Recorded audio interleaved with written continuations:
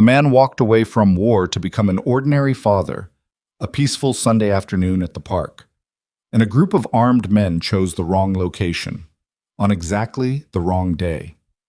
He wasn't looking for trouble. He just wanted to buy his kid an ice cream cone. But some things can't be buried forever. Instincts don't die, they only sleep. And when the first scream cut through the afternoon air, Nathan Archer was no longer a mechanic. Hit like and drop your city in the comments. Let me see how far this story travels. Now stay with me, because this one goes deep. The morning started the way most good days do in Millhaven, Virginia, without a plan. Nathan Archer woke up at 6:15 out of habit, not necessity. 8 years out of the teams, and his body still hadn't gotten the message that he was allowed to sleep in. He lay on his back for a moment, staring at the water stain on the ceiling that had been there since he moved in 3 years ago, and that he kept meaning to fix and somehow never did. The apartment was quiet, except for the sound of Owen breathing through the wall. That slow, deep kid sleep breathing that Nathan had memorized like a song. He listened to it for exactly 30 seconds, then got up. The kitchen was small. The coffee maker was old. He'd bought it at a garage sale for $4, and it made the best coffee he'd ever tasted, which he figured was either irony or proof that expensive things were mostly a lie. He stood at the counter in his boxers and an old navy t-shirt with a small hole near the left shoulder, waiting for the machine to finish, watching the light change in the window above the sink. Millhaven was the kind of town where you could actually watch the light change. That was one of the reasons he'd chosen it. He hadn't chosen it for the job. The mechanic work came after. A posting on a community board, a handshake with a 63-year-old shop owner named Dale Pritchard who had bad knees and worse eyesight and needed someone who could actually tell a transmission from a timing belt. Nathan had been good at it immediately, which didn't surprise him. He was good at most things that required patience and attention to detail and a tolerance for grease under his fingernails. The teams had drilled that into him so deep, it had become part of his actual personality. Not just his training. What he hadn't expected was that he would like it. Not just tolerate it. Actually like it. The smell of motor oil, the particular quiet of the shop on slow mornings, the satisfaction of a problem diagnosed and solved without anyone getting shot. He liked that last part especially. He poured his coffee, black, and went to stand in the doorway to Owen's room. The boy was 8 years old and currently spread across his bed like he'd fallen from a great height. One arm hanging off the mattress, his Red Sox cap somehow still on his head, despite the fact that he'd been asleep for 9 hours. Nathan leaned against the doorframe and watched him for a moment. There was a baseball glove on the floor next to a library book about sharks and 3 mismatched socks and a half-eaten granola bar on the nightstand that Nathan hadn't noticed yesterday and would need to address before ants did. Owen had his mother's ears, the same slight point at the top, the same way they sat just a little high on his head. Nathan noticed it sometimes without meaning to, not with pain anymore, mostly. More like a fact he carried. Sophie had been gone for 4 years, and he'd had enough time to stop flinching every time he saw her in their son's face. Most days. He went back to the kitchen and made Owen's breakfast before he woke up. Scrambled eggs, not too soft, with the hot sauce on the side because the kid had developed opinions about condiments lately. He put 2 pieces of toast in the toaster, and when Owen shuffled out 12 minutes later, hair sideways, cap still on, dragging his feet across the linoleum, Nathan slid the plate onto the table without looking up from the pan. "Morning," Nathan said. "Is today Saturday?" Owen asked, sitting down and immediately reaching for the hot sauce. "Yeah." "So we're going to the park?" "That was the plan." "Can we get ice cream after?" Nathan looked at him. "We can get ice cream after." Owen nodded like this was a business deal just concluded and picked up his fork. He ate efficiently and without conversation, which was something Nathan respected in a person regardless of their age. When he was done, he put his plate in the sink without being asked, which was something they'd been working on, and went to find his baseball glove. 5 minutes, Nathan called after him. "I know," Owen called back. They took Nathan's truck, a 2009 Ford F-150 with a crack in the dashboard and a radio that only worked when it wanted to, which today it didn't. They drove the 6 minutes to Riverside Park in silence that was comfortable the way silence between people who know each other well can be. Owen sat with the glove on his left hand already, punching the pocket with his right fist at intervals, a habit he developed this season that Nathan had noticed but not commented on, because some habits were just habits and didn't need to become discussions. Riverside Park was one of those municipal parks that had been built in better budget years and had been maintained just well enough since to avoid becoming an embarrassment. There were 2 baseball diamonds, a basketball court with one bent rim that the city had been petitioned to fix for 2 years, a concrete path that looped around a man-made pond, a stone fountain at the park's center that was original to the 1960s construction and had been repaired so many times it was essentially a different fountain, and a pavilion where youth league games were organized every Saturday morning from April through October. It was a warm day in late May, the kind of afternoon that comes around maybe a dozen times a year and that people in Millhaven saved up for without knowing it. 78 degrees, dry air, a breeze that came and went and made everything feel deliberate. Families were spread across the park in the easy, unorganized way of people who had nowhere else to be. Kids chased each other through the grass. A group of teenagers shot hoops at the bent rim court. Someone had a small portable speaker playing something with a lot of guitar. 2 older men played chess at one of the stone tables near the path. Nathan carried the equipment bag over his right shoulder. Owen was already moving ahead of him toward the open diamond on the east side of the park, which was their spot by informal agreement with whoever else used the park on weekends. First come, first served, and they were almost always first. "You're going to work on your follow-through today," Nathan said, catching up. "I know. You're dropping your elbow." "I know, Dad. I'm just saying. You've said it every week." Nathan dropped the bag behind home plate. "And yet," Owen made a face that was half smile and half grievance, which was a face he'd been making since he was about 5, and which Nathan found genuinely funny in a way he didn't always show. He pulled the catcher's mitt from the bag and took his position, and Owen walked out to the mound, 60 feet for an 8-year-old, according to the Youth League measurements, and they settled into the rhythm of it. This was the best hour of Nathan's week, not because of the baseball, though the baseball was fine, because of the specific quality of his son's focus during it, the way Owen's face went serious and intent, the way he chewed his bottom lip when thinking about his grip, the way every failure to throw a strike was processed and filed and used immediately on the next pitch rather than carried into a spiral of frustration. He was a good kid. Not perfect. He was 8, and 8-year-olds were not perfect, but good in a way that had nothing to do with what Nathan had taught him and everything to do with what he simply was. They had been throwing for about 40 minutes when Nathan first noticed the SUVs. He didn't notice them because he was looking for them. He noticed them the way he noticed most things that registered as slightly wrong. Not a deliberate scan, not paranoia, just the peripheral attention of a man who had spent years training his nervous system to flag anomalies before his conscious mind had time to ask questions. It was like a sound you didn't hear so much as feel, a frequency that lived below conversation. The first one came through the park's north entrance on the service road that ran along the edge of the property. Black, late model, windows tinted to the legal limit and possibly slightly beyond, moving at a pace that was not quite the pace of someone looking for a parking space.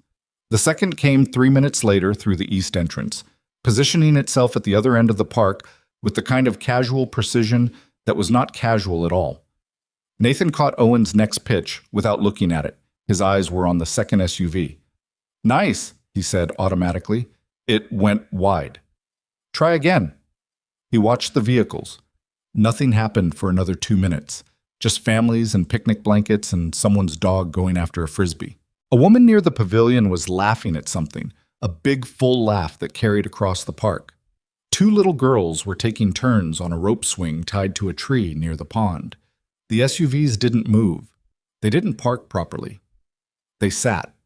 Nathan had learned in Coronado, then in the mountains of Afghanistan, then in a dozen other places with different names and similar problems, that the absence of movement in men who had arrived with a purpose was not patience. It was preparation. "Owen," he said, his voice exactly the same as it had been all morning. "Come here a second." Owen trotted in from the mound, reading nothing in his father's tone because Nathan had intended it that way. "What's up?" "See that fountain in the middle?" Nathan said, crouching down and putting a hand on his son's shoulder, pointing across the park like he was showing him something about the scenery. Yeah. I want you to walk over there with me, and we're going to have a look at it. How's that sound?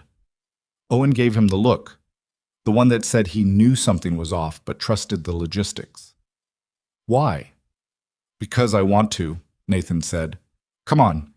He picked up the equipment bag and they walked toward the fountain, unhurried, a father and son on a Saturday. No reason for anyone to think otherwise. Nathan was counting. He was mapping the park the way he'd mapped 100 other locations. Exits, cover, civilians, angles. He was counting families, counting kids, counting how many of the park's 40 or 50 afternoon visitors were positioned near the north entrance and how many were near the east. He was also watching the doors of the two SUVs, which had still not opened. Until they did. The north vehicle went first, 4 doors simultaneously, which was training, not coincidence. 4 men in dark clothing, not tactical gear, not uniforms, just dark clothes and gloves, and the particular way of moving that told Nathan they had rehearsed this. The east vehicle opened a beat later. 3 men. Same clothes, same movement signature, same gloves. 7 total. Nathan stopped walking. He set the equipment bag down next to the fountain. Owen, he said very quietly, not looking at his son but at the 7 men spreading across the park in a pattern that the picnicking families hadn't yet registered as anything other than people arriving. I need you to get behind this fountain, right now, and I need you to stay there no matter what you hear. Owen looked at him. The boy was 8, but he was not stupid, and he had grown up in the orbit of a man who did not say things dramatically that didn't need to be said dramatically. Dad, Owen, behind the fountain, now. Something in Nathan's voice settled it. Owen moved. Nathan watched his son get into position, crouched, back against the stone, below the line of sight from either entrance. And then he turned to face the park. The first scream came from the pavilion.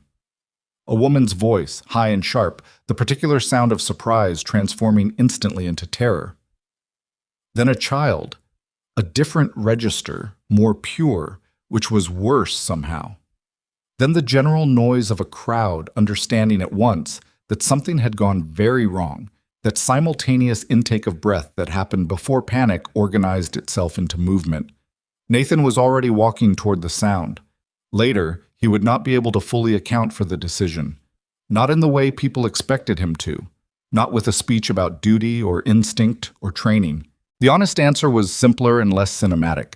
He walked toward it because there was no version of himself that walked away from it. It had nothing to do with being a hero. It had to do with being the only person in that park who had any chance of making a difference. He moved fast, not running yet, keeping his footprint small. He counted the men by their positions. 2 had broken toward the pavilion. 2 more had created a loose perimeter along the north grass. The remaining 3, from the east vehicle, were moving with more purpose than the others, toward the area near the pavilion where a woman in a pale blue dress was trying to push through the crowd toward something Nathan couldn't see yet. He registered her face as he got closer. Late 20s, early 30s, dark hair, and an expression that he recognized not as fear, but as the particular calculus of someone deciding whether to fight or run and finding the answer was fight. She was trying to get to a kid, a boy, maybe 9 or 10, brown jacket, who one of the 3 purposeful men from the east vehicle had grabbed by the arm and was now pulling backward through the scattering crowd with the efficiency of someone who had done this before. Not random violence, not robbery. This was targeted. The kid was the target. Nathan altered his angle. The man pulling the boy was big, 6'2", maybe 6'3", with the kind of build that came from actual physical work rather than a gym. His hand on the boy's arm was high and controlling, the other hand reaching toward his jacket. The boy was fighting, genuinely fighting, not the flailing of pure panic, but the coordinated resistance of a kid trying to dig in his heels and use his weight, and not winning because the man was 3 times his size, but also not making it easy. Good kid, Nathan thought, in the abstract way of a man doing math. Keep fighting. He came in from the man's left side, and he did not announce himself. The first contact was a palm strike to the elbow of the arm holding the boy. Not a punch, a strike, specific and targeted, aimed at the joint, using the angle to force the arm to release rather than grip tighter. It worked. The man's grip broke and the boy stumbled forward, and Nathan caught him with his left hand and moved him sideways in the same motion, putting his own body between the kid and the man. "Run," Nathan said to the boy. "Toward the fountain, stone fountain in the middle of the park. Go." The boy looked at him for half a second with the shocked, wide-open face of someone who has just had their circumstances change without warning, and then he ran. The large man recovered faster than Nathan had expected, which meant he was also trained, which revised the math upward on the difficulty scale. He didn't reach for his weapon first. He came at Nathan with his hands, which was a professional choice, the choice of someone who understood that a gunshot in a public park was a last resort. He led with a grab that Nathan slipped by, rotating his shoulders and catching the man's extended arm, and then they were close and working in the way that trained people work when they don't have space. Efficient, ugly, nothing like a movie. Nathan was shorter by 2 inches and lighter by probably 30 pounds, and none of that mattered as much as people expected it to. In the period of his life that he very deliberately did not think about on weekday mornings while making scrambled eggs, he had been trained by men who were absolute in their conviction that size was a conversation and leverage was the argument. He had that argument now in a park in Virginia while families scattered around them, and a woman in a pale blue dress was shouting something he couldn't parse because his full attention was on the man in front of him and the two coming up on his left. He took a hit on the right side of his jaw that he didn't avoid cleanly. It wasn't the first time, and it landed and it hurt the way hits hurt, which is to say it didn't stop him, but it announced itself clearly and would continue announcing itself for the next several days. He used the momentum of his own stagger to create distance and then close it differently, changing the geometry, and he put the large man down with a strike combination that ended with the man's head meeting the ground in a way that removed him from the immediate equation. 2 left. Coming from his left, spreading to come at him from different angles. Nathan's hand closed around the wrist of the closer one as the man brought a weapon up. Not a gun, a collapsible baton, which again suggested professional restraint, which again suggested this was controlled, targeted, not panic. He redirected the weapon arm outward and stepped inside the man's reach, and the next several seconds were the kind of controlled violence that looked, to anyone watching, like something between a rehearsal and a nightmare. He was aware, somewhere in the background of his attention, of police sirens. Still distant, 2, maybe 3 minutes away. He was aware of the crowd noise, which had shifted from the high register of initial panic into the lower, steadier sound of people in motion, people putting distance between themselves and what was happening. He was aware of the woman in blue. She was no longer trying to get to the boy, which meant she knew the boy was away, which meant she was now watching Nathan with an expression he couldn't read because he wasn't looking at her directly. The second of the 2 men had a weapon now, actually had it out, a compact semi-automatic, and this revised the math significantly. Nathan had created enough space and angle that it wasn't a clean shot, but a gun was a gun. "Back up," the man said. He was American, no accent, controlled voice, the voice of someone trained to stay calm. "Back up right now, and this is over." Nathan looked at the gun. He looked at the man holding it. He was aware of his own breathing, slower than it should have been, probably. He was aware of a thin line of something warm on his lower lip, where the hit to his jaw had split something small. "You're leaving empty-handed," Nathan said.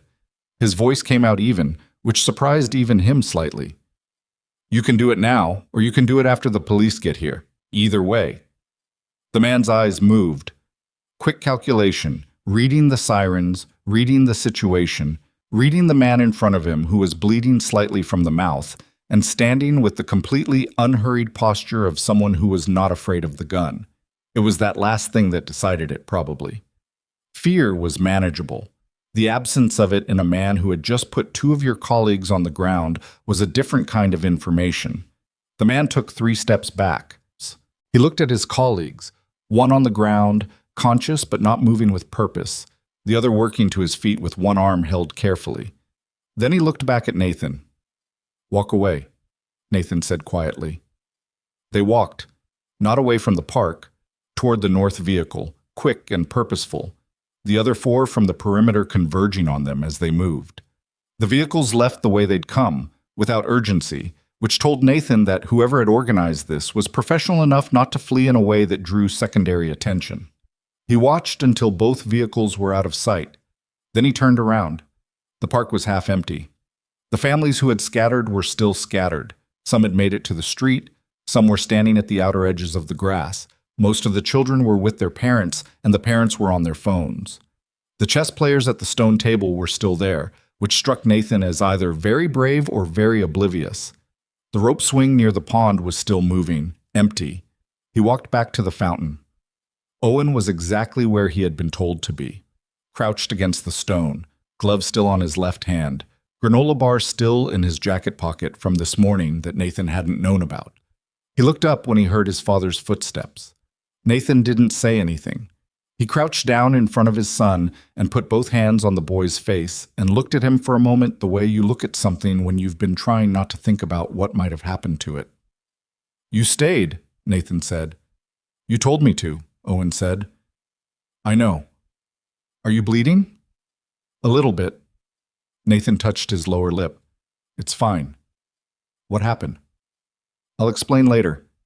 He looked at his son for another moment. "You okay?" Owen considered this with the particular seriousness of an 8-year-old taking a question seriously. "Yeah," he said. "Are you okay?" "Yeah," Nathan said. "I'm okay." He stood up and turned around. The woman in the blue dress was 10 feet away. She had found the boy. Her nephew, Nathan understood now, from the specific way she was holding him, both arms tight, the grip of someone who thought they had lost something and had just gotten it back. The boy's jacket was torn at the shoulder where the man had grabbed him. The woman's eyes were red, but she was not crying currently. She was looking at Nathan with an expression he didn't have a word for. Not gratitude exactly, not shock exactly, something that lived between several things and hadn't resolved yet. Behind her, 3 Millhaven police cruisers were pulling onto the grass.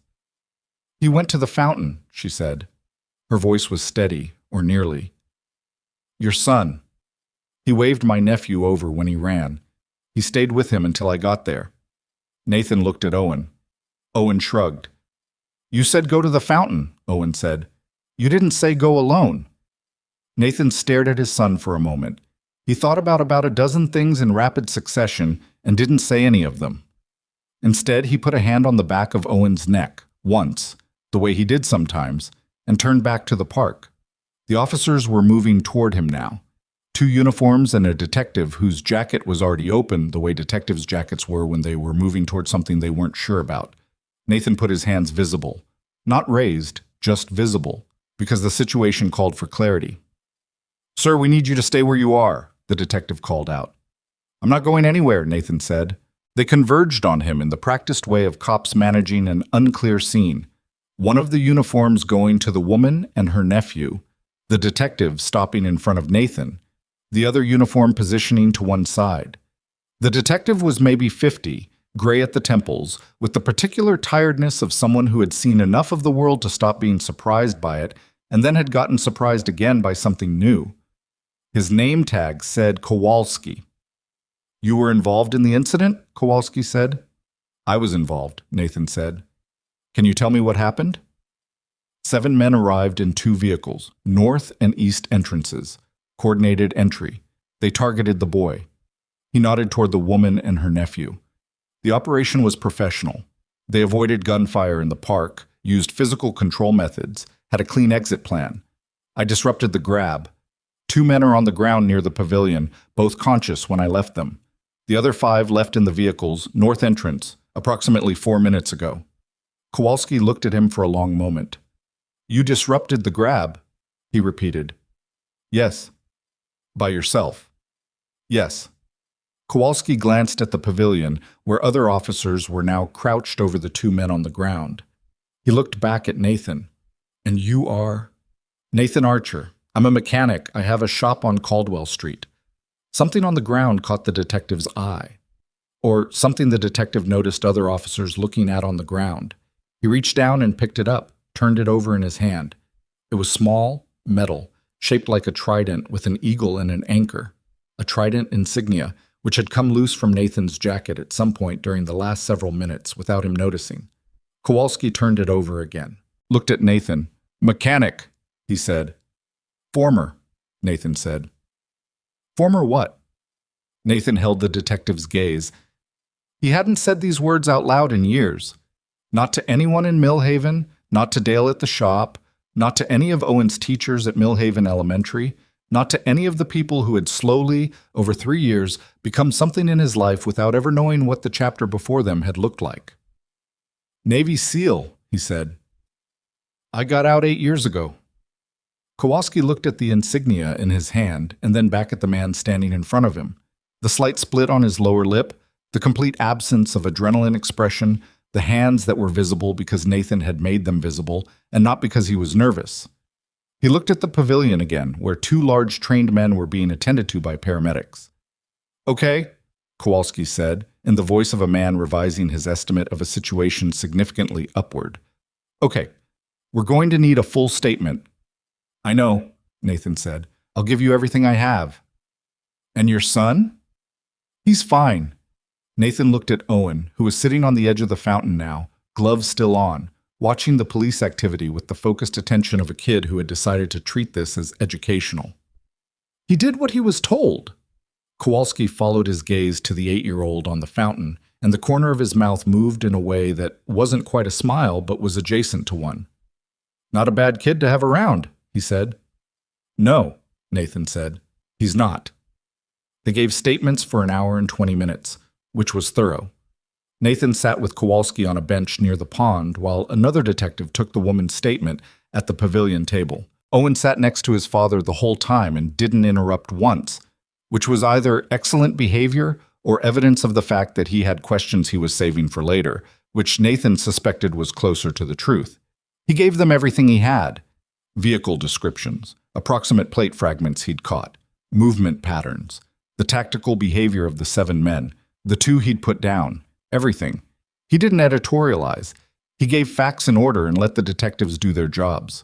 At some point during the second half of the statement, the woman in the blue dress came and stood near their bench, waiting.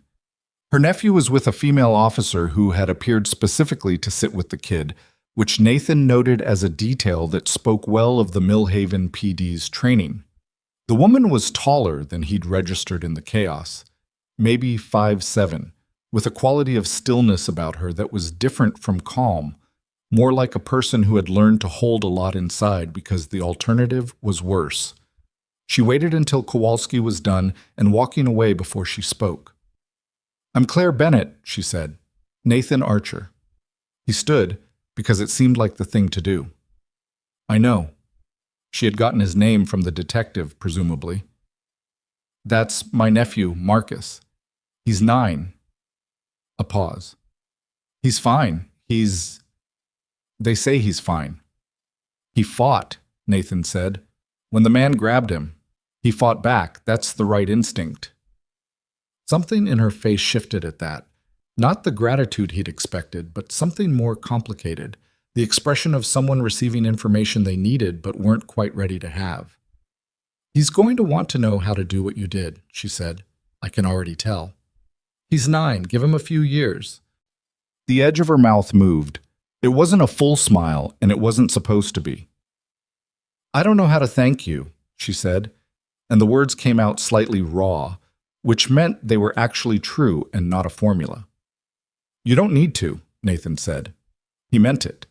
It was not modesty. It was the straightforward reality that he hadn't done it to be thanked. He'd done it because Owen was behind a fountain and 7 trained men were in the park. Claire Bennett looked at him for a moment.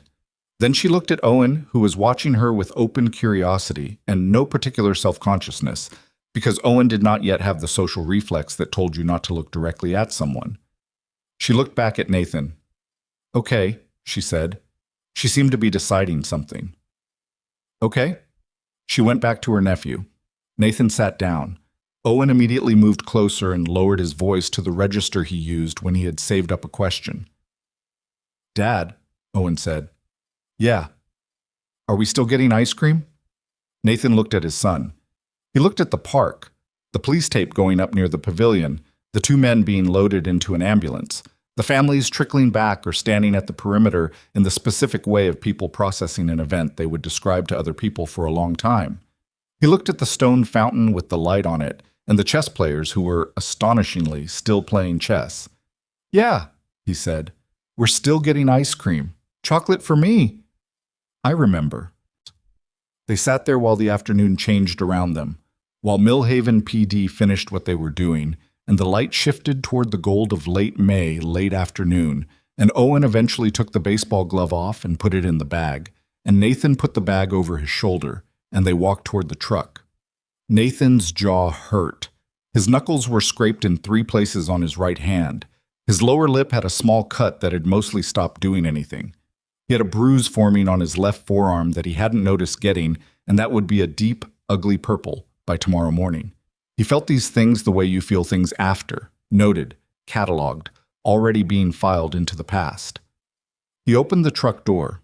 Owen climbed in. Nathan put the equipment bag in the back and got into the driver's seat and sat for a moment without starting the engine. "Dad." "Yeah." "You kept your promise," Owen said. Nathan looked at him. "You said you'd come back," Owen said, "before you went. You said you'd come back." Nathan had said that. He had crouched by the fountain before walking toward 7 armed men, and he had said those exact words to his 8-year-old son, and he had meant them the way you mean something when you know there are no guarantees, but the alternative to promising is not something you're willing to do. "Yeah," Nathan said.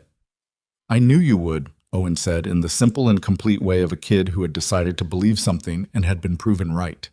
Nathan started the truck. The radio, as if sensing the moment, decided to work. Something with guitars that neither of them knew played through the cracked dashboard speaker. They drove toward town, and the light was gold on everything, and his son was alive next to him, and his knuckles hurt. It was a Saturday afternoon in Millhaven, Virginia. The day had not gone the way either of them had planned. They got ice cream anyway. The ice cream place was called Denny's Scoop, which had nothing to do with the diner chain and everything to do with a 71-year-old man named Dennis Hobart, who had been making his own flavors in the back of a converted gas station on Maple Street for 22 years. Owen got chocolate, 2 scoops, in a waffle cone. Nathan got coffee, 1 scoop, in a cup, and they sat on the wooden bench outside in the late afternoon light and didn't talk much, which was the right call. Owen's cone dripped on his wrist. He fixed it with his tongue without breaking his gaze from something across the street that had caught his attention. A dog tied to a parking meter, some breed that was too many breeds to name, sitting with the patient dignity of a dog that had been here before and knew its person was coming back. Nathan watched his son watch the dog and drank his coffee ice cream and let the afternoon settle around them. His jaw was stiffening. He could feel it in the hinge, the specific tightening that meant bruise rather than break, which was the better of the 2 options. His right knuckles had dried by now, but left a faint rust-colored trace on his paper cup that he kept turning away from Owen's line of sight out of some instinct he couldn't entirely explain. The kid had seen enough for one afternoon. "That dog looks like a question mark," Owen said. "How does a dog look like a question mark?" "The tail," Owen pointed with the cone, carefully. "It's curved, see?" Nathan looked at the dog. The tail was in fact curved. "Okay," he said. "If I had a dog, I'd name him something good." "Like what?" Owen considered this with the same concentrated seriousness he brought to pitch selection. "Sergeant," he said finally. "That's a good name." "Or Biscuit." "That's a worse name." Owen looked at him. "Biscuit is a great name." "Biscuit is the name of a dog in a children's book." "So?" "So you said you'd name him something good." Owen returned to his cone, unoffended. This was one of the things Nathan appreciated most about his son.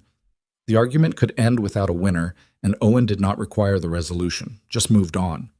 He was better at that than most adults Nathan had known. They sat until the dog's owner came back, a teenage girl with earbuds in who untied the leash without looking at the dog, which the dog didn't seem to mind. And then Owen was done with his cone, and Nathan's cup was empty, and the light had gone from gold to the flatter orange of early evening. "Time to head back," Nathan said. "Okay." Owen stood, wiped his hand on his jeans in the way that Nathan had been trying to redirect toward napkins for approximately 3 years. "Dad?" "Yeah." "Were you scared today?" Nathan looked at his son. He thought about the honest answer and then thought about the honest answer that was also the right answer for an 8-year-old and decided they were the same answer. For a second, he said, when I put you behind the fountain and I didn't know what was going to happen. Yeah. But not during the fight? Not really.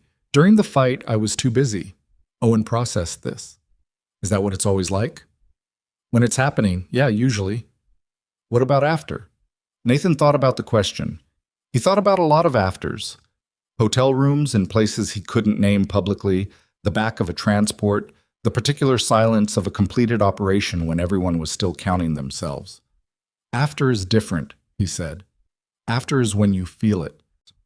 Owen nodded like this made sense to him, which maybe it did.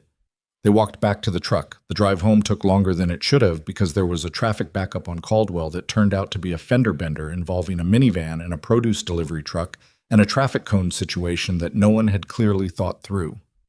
Nathan sat in the line and the radio still worked, and Owen fell asleep against the window with his baseball glove in his lap before they even cleared the backup, which was impressive and also a reminder that children had a relationship with exhaustion that was nothing like an adult's. They just went under, clean, when the tank was empty. Nathan drove the rest of the way home with the radio low and his son breathing against the window and his bruised jaw and his split lip and the slow cumulative weight of the afternoon arranging itself into something he could carry. He carried things by not examining them all at once.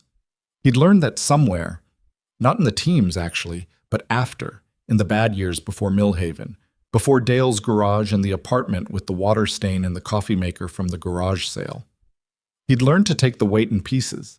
He got Owen inside without waking him, which required some maneuvering on the narrow staircase, but was ultimately successful and got him into bed still in his clothes because the clothes could be dealt with in the morning, and the kid was 8, and the day had been what it had been. He stood in the doorway of Owen's room for a minute, same as the morning, same doorframe. But the light was different, and the day that had passed between the two moments was a long distance to have traveled. He went to the bathroom and looked at his face in the mirror above the sink. The jaw was bruising, a smear of purple-gray along the right side that he'd need to figure out how to explain to Dale on Monday without starting a conversation he didn't want to have. The lip was minor. His left forearm had a bruise from something he still couldn't account for, shaped vaguely like a continent. He washed his face with cold water and dried it, and went to the kitchen. He poured himself 2 fingers of bourbon that he kept in the cabinet above the refrigerator and sat at the table and drank it slowly, and didn't think about anything in particular, which was a skill he had developed with deliberate effort over a number of years, and which he considered one of his more underrated accomplishments. The phone on the table buzzed at 9:47. Unknown number, Virginia area code. He looked at it for a moment before answering. Archer, he said. Mr. Archer. A woman's voice, professional, the voice of someone who made calls for a living. This is Diane Park, assistant to Ms. Claire Bennett. Ms. Bennett asked me to reach out and confirm your contact information. She'd like to speak with you when you have time, in the next day or two, if possible. Nathan looked at the bourbon glass. How did she get my number? A brief pause that was polite without being apologetic. Ms. Bennett is resourceful. She wanted me to assure you it wasn't. She said to tell you it wasn't the way it sounds. He almost said something to that, but didn't. I can call back tomorrow.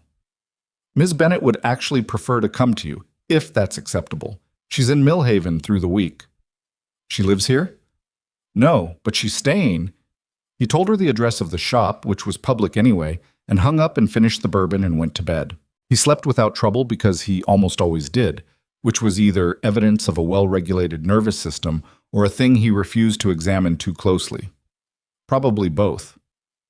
Sunday passed. Owen woke up still in his clothes, declared himself fine, ate cereal, asked 3 questions about what had happened at the park, in the order of most to least tactical. How many guys were there? Were they actually professionals? And did it hurt? And accepted Nathan's answers with the focused attention of someone taking notes. Nathan answered honestly, which he had decided early was the only policy that made sense with the kid. Not everything, not the parts that weren't Owen's to carry, but honestly. Will they come back? Owen asked over the cereal. Not to us, Nathan said.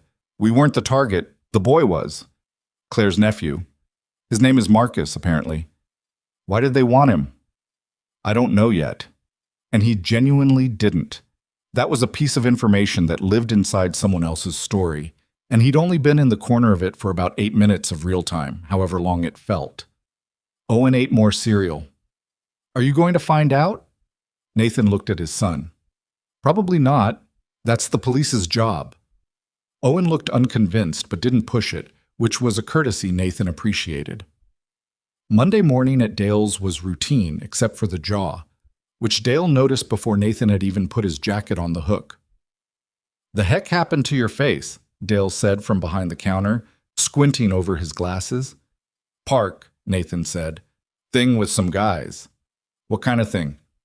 The kind that ended fine. Dale Pritchard was 63 years old and had seen enough of life to know when a man was giving him the minimum and meaning it. He looked at Nathan for another moment, then went back to the invoice he'd been working on. You want ice for that? It's 2 days old. Ice won't do anything. No, Dale agreed. I suppose not. They had 3 cars in that week. A Civic with transmission trouble, a pickup with a brake line issue that had been developing for longer than the owner wanted to admit, and an older Audi that had thrown a diagnostic code that turned out to be a sensor rather than the catastrophic engine failure the owner had convinced himself it was. Nathan worked through all 3 with the methodical focus that made him good at the job, and that he understood, on some level, was the same part of his brain that had made him good at other things in other contexts. He didn't think about the park while he worked, or he thought about it the way you think about something you've filed. It was there, accessible, but not running in the foreground. Claire Bennett arrived at the shop on Tuesday. He heard the car before he saw it. A black sedan, not a rental. A town car with a driver, which told him something about her life that he didn't particularly need to know, but registered anyway. He was under the Civic with the transmission when the bell above the shop door rang, and he came out from under and wiped his hands on a shop rag and found her standing just inside the entrance. She was wearing different clothes than Saturday: dark slacks, a pale gray top, a jacket that cost more than the coffee maker and probably more than several items in his apartment, but the same quality of held stillness he'd registered in the park. Her nephew wasn't with her. She had a leather folder under one arm that she was gripping slightly harder than the situation required, which was the only tell. Mr. Archer, she said. Ms. Bennett. He gestured to the side of the shop where Dale had put a pair of chairs next to a small table for customers waiting for quick repairs. You want to sit? Sure. They sat. Dale made himself absent with the efficiency of a man who understood that some conversations weren't his and disappeared into the back office with a mug of coffee and what Nathan suspected was exaggerated interest in the invoice from last Thursday. Claire put the leather folder on the table. She didn't open it. She looked at Nathan's jaw.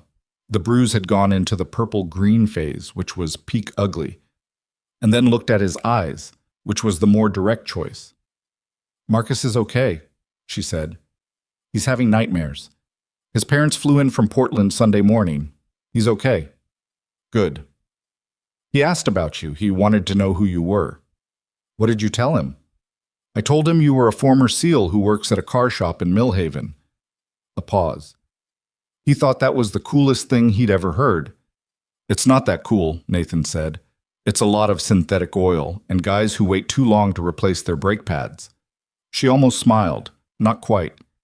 I want to ask you something, and I want you to hear the whole thing before you respond. Can you do that? He looked at her. I can do that. Claire opened the leather folder. Inside was a printed document. Not a contract, he noted, more like a summary page. She set it on the table facing him, but didn't push it toward him. I run a company called Bennett Technologies, she said. We build software infrastructure, the kind that runs in the background of things people use every day without knowing it runs at all. We have about 4,000 employees, offices in 6 cities, and a revenue that I'm not going to quote because it's irrelevant to what I'm about to say. Nathan waited. About 7 months ago, we went public. The IPO it attracted attention. A certain kind of attention. She paused, choosing words. Marcus is the son of my older brother, David. David is my only immediate family. The people who came to the park on Saturday were not random. They had been building a file on my personal relationships for approximately 4 months. We know this now. The FBI has been briefed. They wanted Marcus as leverage, Nathan said. Yes. Against you. Against the company, specifically. There's a situation, a competitor acquisition that I've been blocking legally for 3 months. It's been in the courts. Someone decided the courts were taking too long. Nathan looked at the document on the table. That's a significant escalation, from legal action to kidnapping. Yes. She said it flat, which told him she'd been sitting with the distance between those two things for 72 hours and hadn't gotten used to it. The FBI believes the people who were hired on Saturday are a private contractor group, not domestic organized crime. Professional. Hired specifically. I know, Nathan said. She looked at him. You knew from Saturday. The way they moved, the restraint they showed. They had specific orders not to create a scene beyond what was necessary. That's not street crime. That's a client who gave parameters. Claire was quiet for a moment. Detective Kowalski told me you gave them a more detailed tactical assessment in your statement than his department had ever gotten from a civilian incident witness. I'm not exactly a civilian. No. She looked at her hands for a moment, then back at him. The FBI has the investigation. They're good. I believe they'll find the people responsible. A pause. That's not what I'm here to talk to you about. Nathan waited again. I've had personal security on Marcus and my brother's family since Sunday. I've also taken a personal security team. I have the resources for it. That's handled. She touched the edge of the document without picking it up. What I'm here about is something different, something I've been thinking about for a long time, actually, before Saturday, before any of this. And Saturday it clarified things. She told him about the program. The outline was this. Bennett Technologies had committed, in its IPO prospectus and in several subsequent public statements, to a veterans initiative. Real, not the kind of corporate checkbox program that amounted to a logo on a sponsorship banner. The company had the money and the stated intention, but what it didn't have was someone who understood what veterans actually needed in the transition from military to civilian work, who could design a program from the inside rather than from the perspective of a nonprofit board in a conference room deciding what they thought veterans needed. She had been looking. For 8 months she had been looking and had not found the person she wanted, which she described not with frustration, but with the flat pragmatism of someone who had learned that wanting the right thing didn't produce it on your timeline.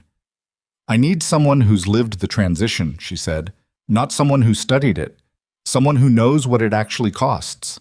Not financially, I mean the other cost. What it takes to go from being very good at something in a context that made complete sense to being a person who has to figure out how to be useful in a world that doesn't know what to do with you.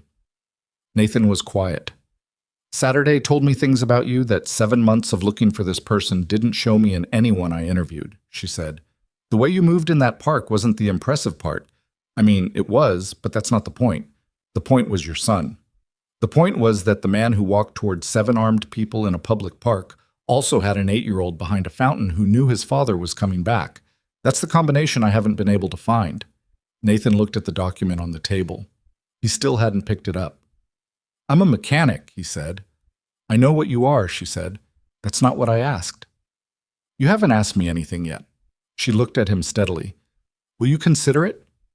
He picked up the document. It was a program summary. 3 pages, double-spaced, with the kind of clarity of writing that told him she had written it herself and not delegated. The program was national in scope, designed to work with veterans across all branches, not just combat arms, focusing on skills translation and professional identity, which was a phrase he recognized as describing a real problem without the usual corporate gloss over what the real problem actually was. He read it without rushing. She waited without filling the silence, which was another thing that told him something about her. Who designed this? He asked. I did, with input from 2 retired officers and a VA social worker, but the framework is mine. The section on identity. He tapped the 2nd page. Most programs like this focus on skills. This focuses on identity first. That's the right order. Something in her face relaxed by a fraction. I know, the skills are the easy part. They're not easy. Easier than the other thing, she said. He put the document back on the table. His hand rested on it for a moment. Outside, a truck went by on Caldwell Street, and the window rattled slightly, the way it always did. From the back office came the distant sound of Dale pouring more coffee. "I've spent 3 years not being what I was," Nathan said. He said it carefully, not as complaint, just as information. Intentionally. It was the right call for the time. "I know." "You don't know. You know the Saturday version." "That's fair," she said without defensiveness. "Tell me the other version." He looked at her. She meant it. She was sitting forward slightly, the leather folder moved to the side, the document between them on the table, and she was looking at him with the specific attention of someone who was not waiting for a pause to make their next point, but actually listening for what came next. He wasn't going to tell her everything. Not now. Probably not ever. Not because it was secret, but because some of it was his and Owen's and Sophie's and didn't belong in a Tuesday morning conversation at a mechanic's shop. But he told her some of it.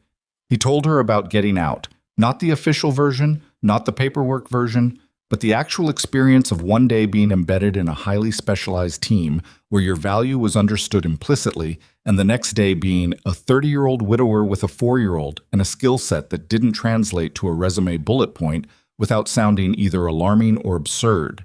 He told her about the first 6 months, which were bad in a specific and private way. He told her about finding Millhaven by accident, more or less. A friend of a friend had mentioned Dale's shop. He'd come for a week. He'd stayed because Owen had made a friend at the playground and because the apartment was cheap, and because sometimes the decision of where to put down a life is made by smaller things than you'd expect. He didn't tell her about Sophie. That wasn't hers. Claire listened. She didn't offer anything while he talked. No nods of affirmation, no small sounds of agreement.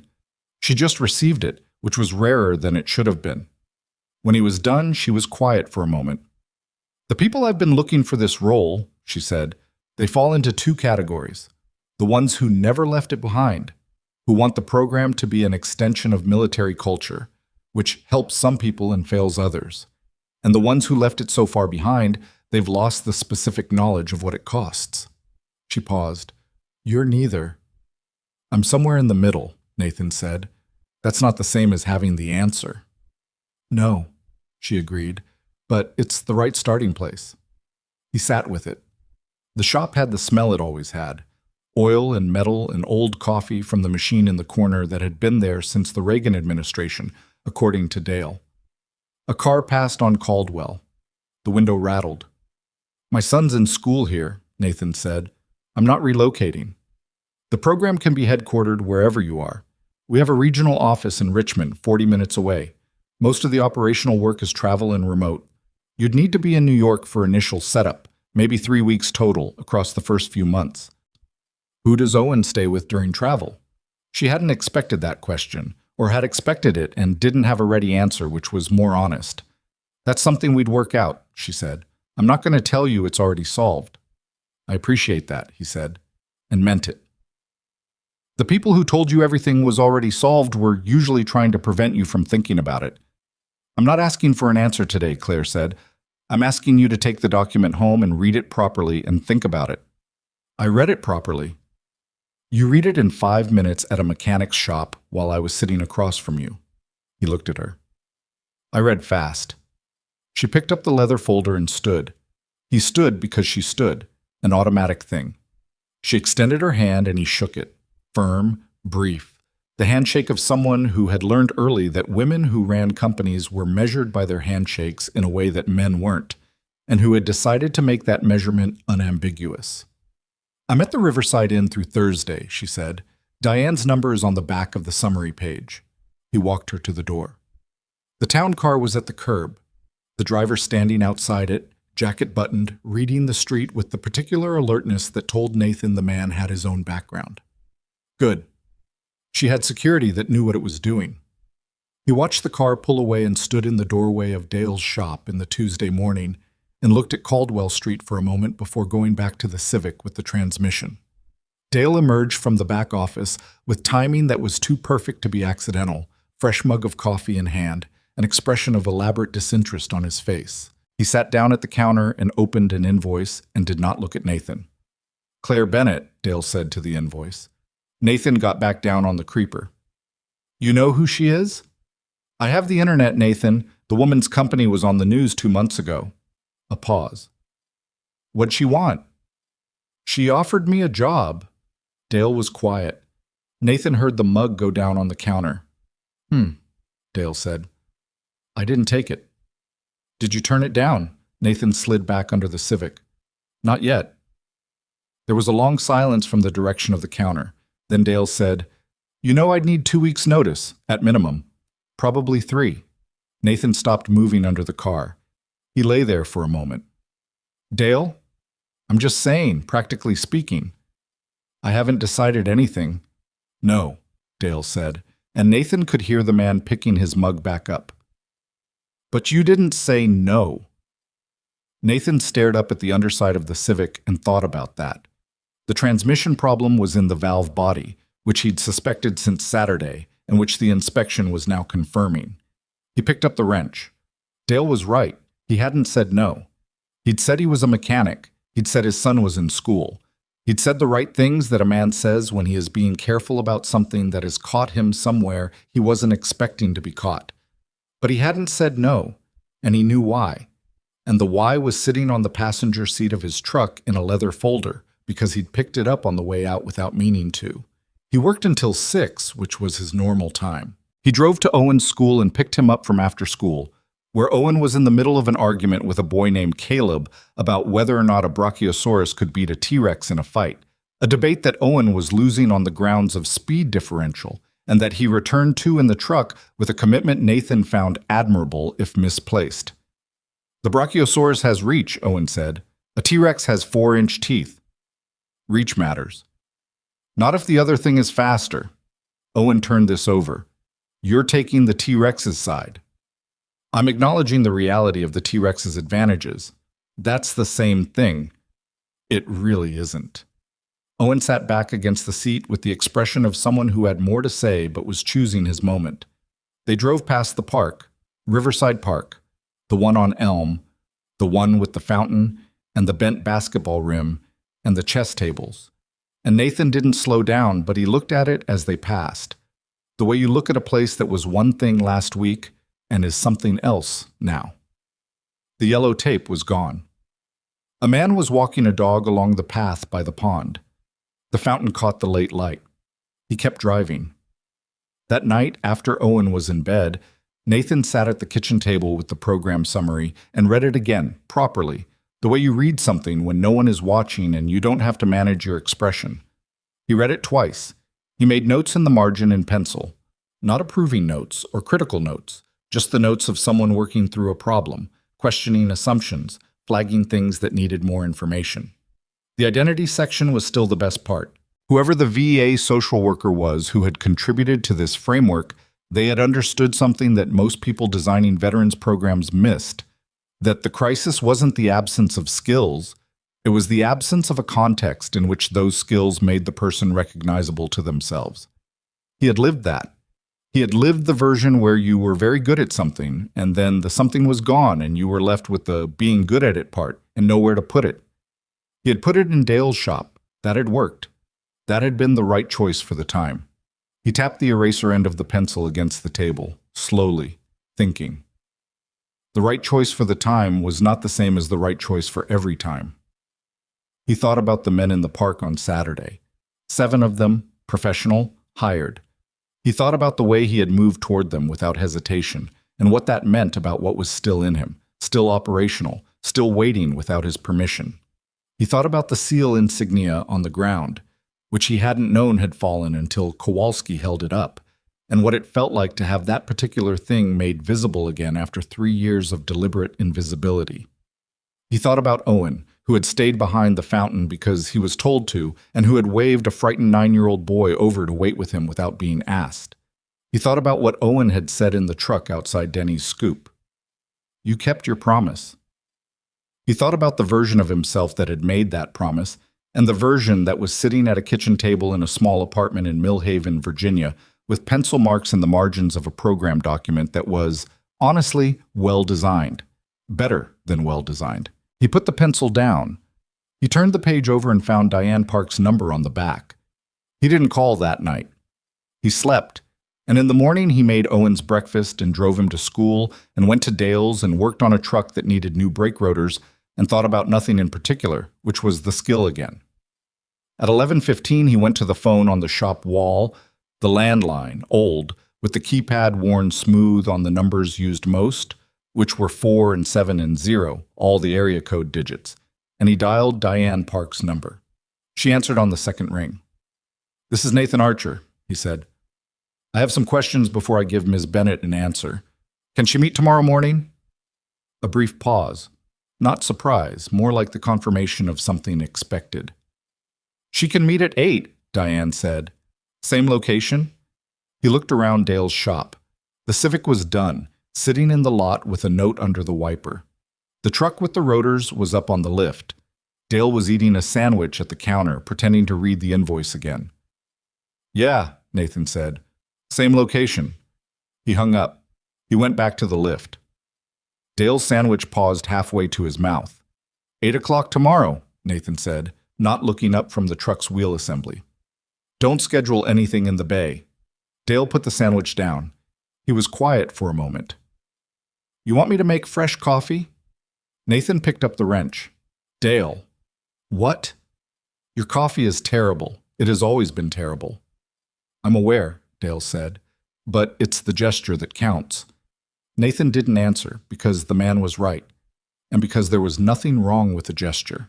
He worked the wrench, and the afternoon came through the shop window the way it always did, and somewhere across town Owen was in school, learning something about something, and the world was exactly as complicated as it had always been and not 1 degree more.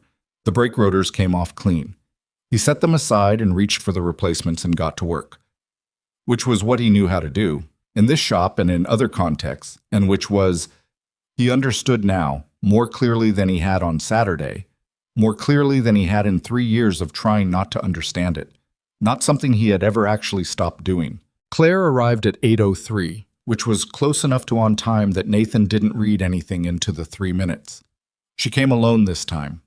No town car. A rental. A gray Volvo that she parked herself in the small lot beside the shop. He was standing outside with 2 cups of coffee when she pulled in, because he had made the coffee himself this morning and not with the shop machine, which he had brought from the apartment in a thermos because he was not going to subject another person to Dale's institutional brew voluntarily. She got out of the Volvo and looked at the cups, and something in her expression loosened a fraction. "Thank you," she said. "It's black. I didn't know how you take it." "Black is fine." They stood in the parking lot for a moment, which was not the most sophisticated meeting venue, but had the advantage of privacy. Dale didn't arrive until 8:30, and the lot was theirs. The morning was cool for late May, overnight front that had moved through and left the air with an edge that felt more like early April. Claire had a jacket on over yesterday's professional clothes, and had her hair pulled back differently, less formal, which told him she'd thought about this meeting enough to make a choice about it. "You have questions," she said. "I have questions." "Go ahead." He asked them in order, which was how his mind organized things. Who would he report to? Her directly, which she confirmed without hesitation. Not a board committee or an HR department or a layer of management that would translate his work into something unrecognizable. What authority would he have over the program's design? Full authority over methodology, she said, with budget approval going through her office and her alone. What happened if he designed something that conflicted with what the company's PR department wanted to present publicly? Then the PR department adjusted, she said flatly, in the tone of someone who had already had this fight internally and won it. He asked about the veterans they'd be working with. She was honest. She didn't have the network yet. That was part of what she needed him to build, starting from the VA offices and base transition assistance programs and the organizations that were already doing pieces of this work, imperfectly and underfunded, and connecting them into something that had actual infrastructure behind it. "You're not starting from nothing," she said, "but you're starting from close to nothing." "That's fine," Nathan said. "Starting from nothing is easier than inheriting something broken." She looked at him over the coffee cup. "That's a useful thing to believe." "It's not a belief. It's experience." He asked about travel. How much, how far, how often. She gave him a realistic answer, significant in the first year, less after the foundation was built. He asked again about Owen, not because he expected her to have solved it since Tuesday, but because he wanted to see how she handled the repetition. She didn't deflect. "I've been thinking about that since you asked," she said. "I don't have a ready solution. I have ideas like the company has a backup childcare network for employees with kids. I can extend that to cover your situation, but I know that's not the same as someone Owen actually knows and trusts. That part is yours to figure out, and mine to support however I can. I'm not going to pretend I have it handled." Nathan drank his coffee. A car went by on Caldwell, first of the morning traffic. Two crows were doing something argumentative in the elm tree at the edge of the lot. "One more question," he said. "Okay." "Why me?" He said it flat, not as a challenge, as an actual question. "You have 4,000 employees. You have access to every veterans organization in the country. You could hire a retired general with 3 consultancies and a book deal. Why a mechanic in Millhaven you met 48 hours ago in a park where something bad happened?" Claire was quiet for a moment. She looked at her coffee cup, then at him. "Because of what you did when it was over," she said. He waited. "Not the fighting. After. You walked back to the fountain and you crouched down in front of your son and you put your hands on his face." She said it carefully, like she'd been thinking about the words. "You didn't check yourself first. You didn't decompress. You went straight to him. And then when the police came, you gave them the most precise tactical account I've ever heard anyone give, and then you went and got ice cream." A pause. "That's not a skill you can hire. That's a person." Nathan looked at her. He didn't have an answer for that, which was fine because she wasn't asking for one. "Okay," he said. "Okay, you'll think about it? Or okay, something else?" "Okay, I'm in," he said, with conditions. Something moved in her face. Not triumph, closer to relief, which was the more honest response. "Name them." They talked for another 40 minutes. He named 4 conditions. Owen's school schedule was non-negotiable, and all travel would be structured around it. The program's methodology would not be subject to marketing revision without his explicit sign-off. He would need 6 weeks before the formal start to do a research tour, VA offices, transition programs, base interviews, before designing anything, because he refused to design a program for people he hadn't talked to. And he would keep his name off any press materials for the first year, because he was not interested in being the face of something before it had proven it worked. Claire agreed to all 4 without negotiation, which told him she'd anticipated at least 3 of them. "The press one," she said, "I'll agree to, but I want you to know it'll be hard to enforce past the 6-month mark. When the program starts producing results, people will ask." "When it produces results," he said, "we can talk." She extended her hand. He shook it, same as Tuesday. Firm, brief. This time there was something different in it, not just a transaction. "When can you start the research tour?" she asked. 3 weeks. I need to give Dale proper notice." She nodded. She looked at the shop, the old sign above the bay doors, the car in the lot with the finished job note under the wiper, the particular patina of a place that had been doing the same thing in the same spot for a long time. "You're good here," she said. It wasn't a question. "Yeah," Nathan said. "Dale's a good man." "That's not nothing." "No, it's not nothing." She got in the Volvo and backed out of the lot and turned north on Caldwell. He watched the car until it went around the corner. Then he stood in the lot for a moment with his empty coffee cup and the morning coming in full now, the cool edge off the air, the crows still going at it in the elm. He went inside and waited for Dale. Dale arrived at 8:32, which was his standard time, because punctuality for Dale Pritchard was a concept he respected in others and approached with flexible interpretation in himself. He came through the back door with his own coffee from the gas station on the corner, the kind in a styrofoam cup that had been sitting on a burner for an hour before he'd bought it, which Nathan had stopped commenting on 2 years ago. He settled behind the counter and looked at Nathan, who was already in his coveralls and pulling the day's work order. "She's gone?" Dale said. "Just left." "And?" Nathan set the work order on the counter. "I need to give you 3 weeks' notice." The shop was quiet. The fluorescent light above the lift buzzed the way it always did, a low electrical hum that Nathan had stopped hearing after the first week, and that he suddenly heard clearly now, in the specific quiet of a decision announced. Dale looked at the work order. He looked at his coffee. He looked at the light above the lift. 3 weeks, he said. I'll help you find someone. I know 2 guys from the Tuesday night class at the community college. One of them is better than he thinks he is. What's his name? Torres. Rafael Torres. He's 24, works at the Jiffy Lube on Route 9, hates it. He'd be here in a week if you called. Dale made a noise that was not quite a word. He drank his terrible coffee. Nathan watched him because Dale Pritchard was the first person in Millhaven who had known him, not in the way of people who had heard what happened at the park last Saturday and thought they understood something, but in the simple and irreplaceable way of someone who had worked next to you every day for 3 years and had taken the measure of you through the ordinary evidence of how you showed up. You were never going to stay forever, Dale said finally. Not sad, not resigned, just accurate. The tone of a man who told the truth about things. I didn't plan to leave, Nathan said. No, but you were never going to stay forever. Dale set down the cup. I knew it when I hired you. Man with your background, working on carburetors in Millhaven. It was always temporary. 3 years is not nothing. No, Dale said. 3 years is not nothing. You kept this place running when my knees went out, and you never once complained about the pay, and you found the coolant leak on the Morrison woman's van that 2 other shops missed. He paused.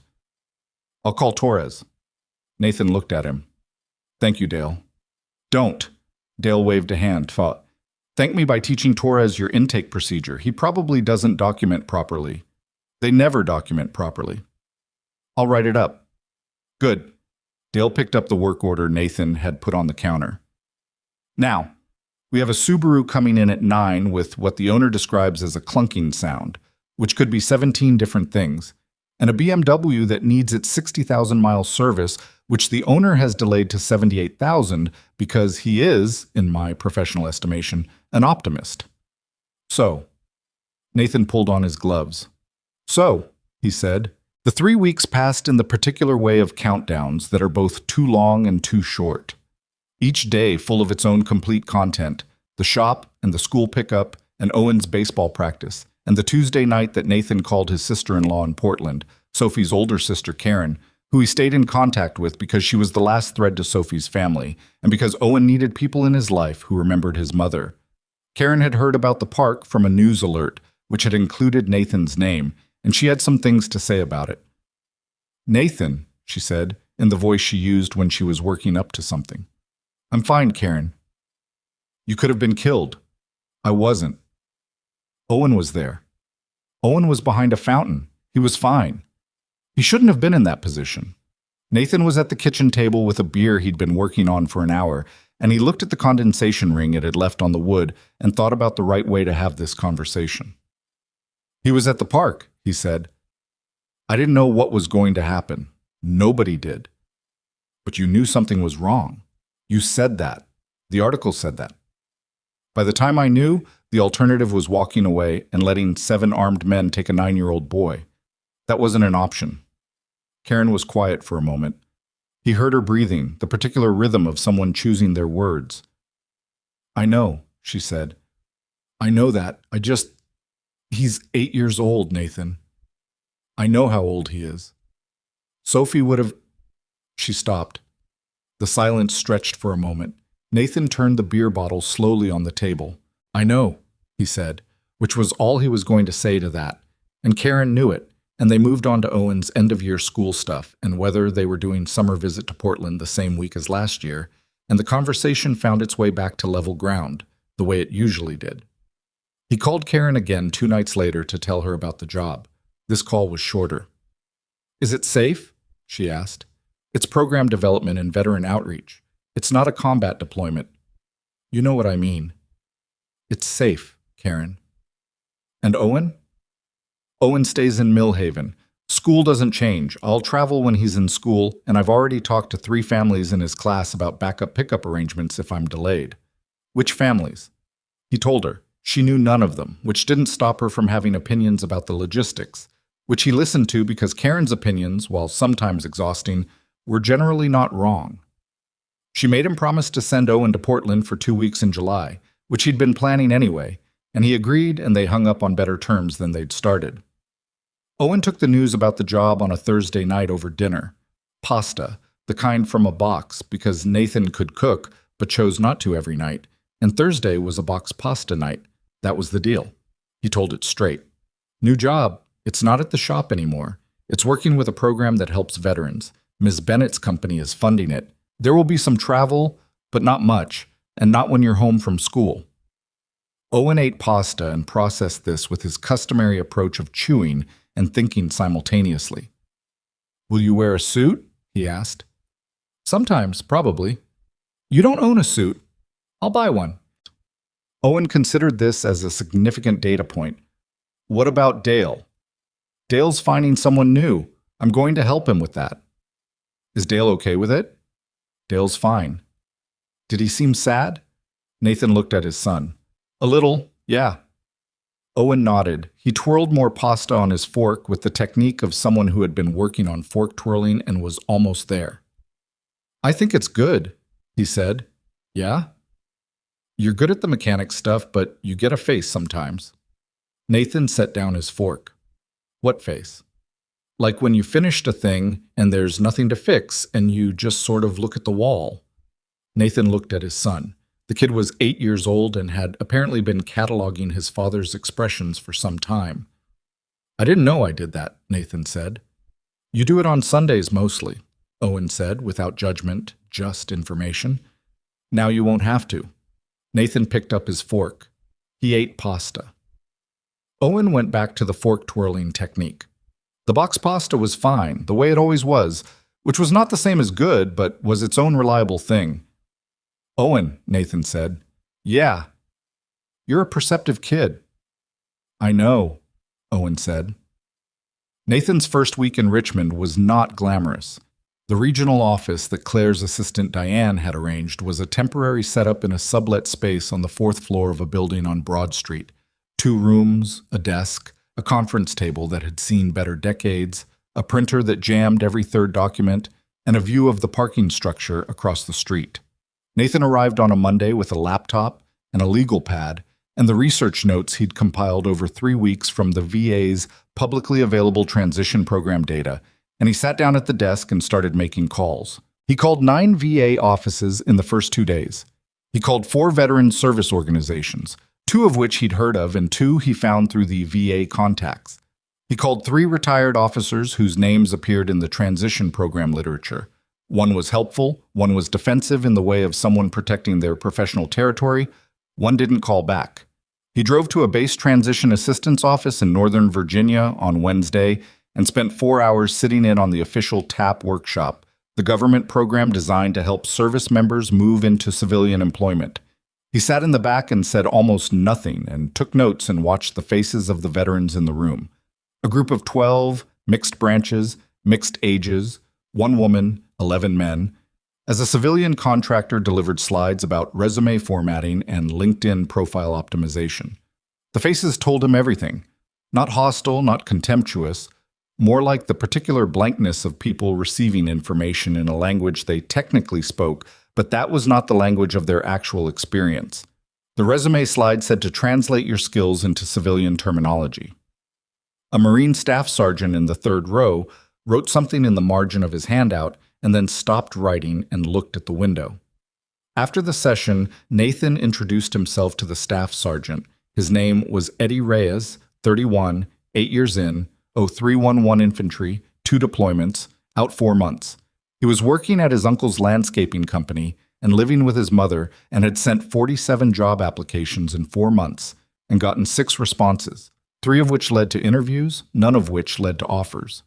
The interviews, Nathan said, they were standing in the parking lot, the session over, the other attendees filtering toward their cars. What happened in the interviews? Reyes rubbed the back of his neck. He was a compact man with careful eyes and the posture of someone who had learned to take up exactly the space assigned to him. They'd asked me to describe a time I'd shown leadership, he said, and I'd try to give them a real example, and you could see them not knowing what to do with it. Like, I told one guy about a patrol contact in Helmand.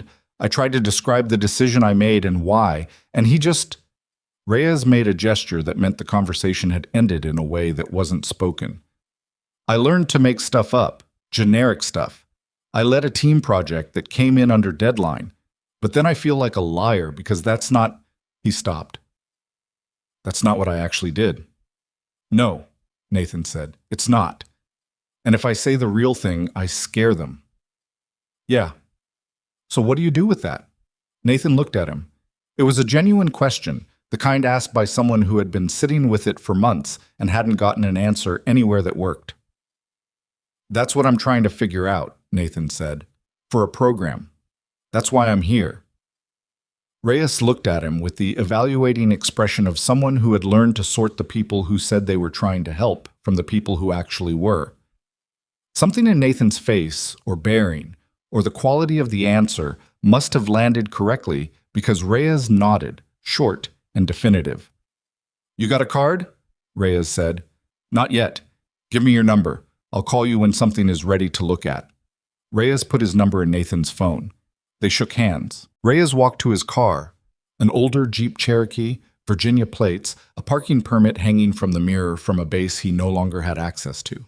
Nathan drove back to Richmond and sat at the desk with the legal pad and wrote for 2 hours. Not program design, but just notes, real ones. Reyes, the Marine Staff Sergeant, the thing about translating and feeling like a liar, the blankness of the faces in the Tapey workshop, the disconnect between the language of military experience and the language that civilian employers used, and why that disconnect was not primarily a communication problem, it was an identity problem. It was the problem of being asked to describe yourself in terms that didn't include the most important things you'd done, which made the description feel like a lie, even when every word was technically true. He called Claire that evening. She picked up on the second ring, which he was starting to understand was just how she operated. Present, fast, full attention. "How was the tap session?" she said.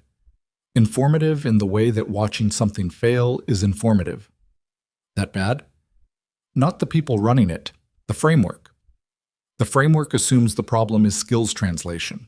But the problem for most of these guys isn't that they don't have skills. It's that the skills they have are attached to an identity that civilian employment has no category for." He paused. "We're not building a resume workshop.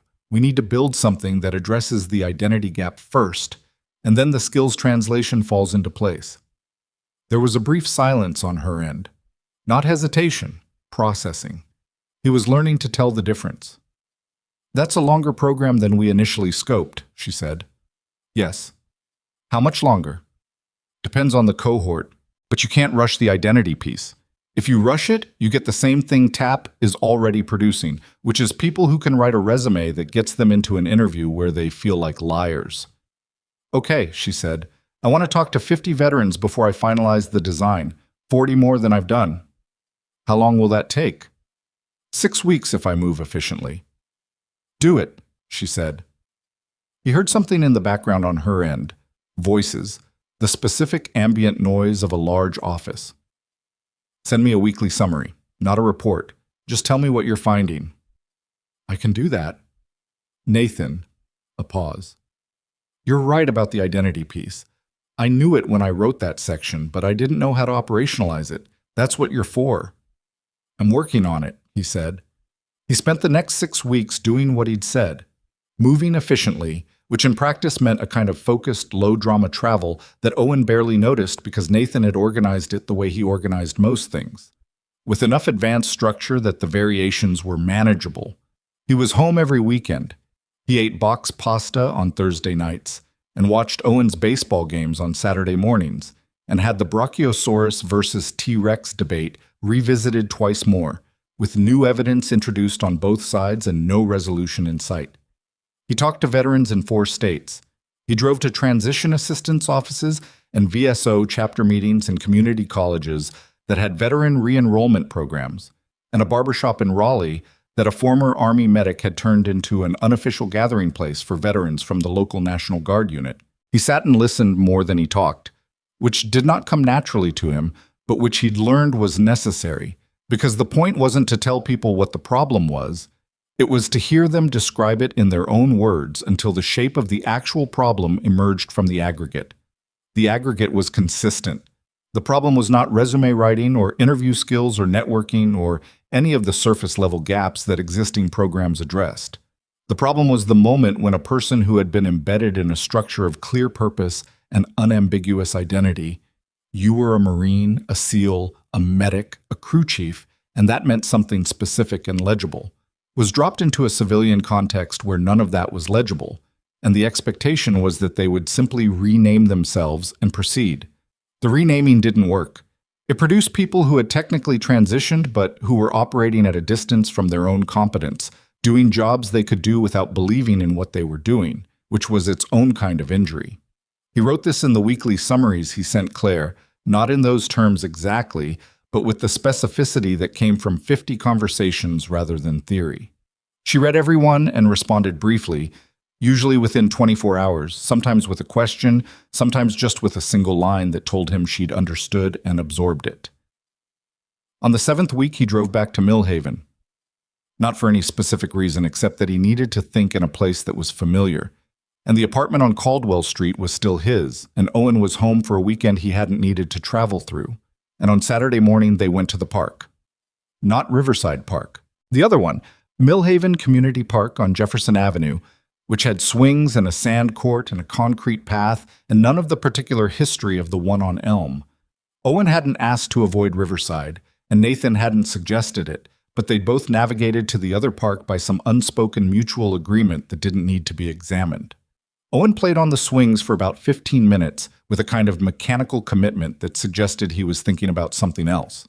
Nathan sat on the bench nearby and watched him, and thought about program structure and made notes in the legal pad with the pen he kept in his jacket pocket, which had become a habit of the last 6 weeks in the way that new tools become habits when you're using them every day.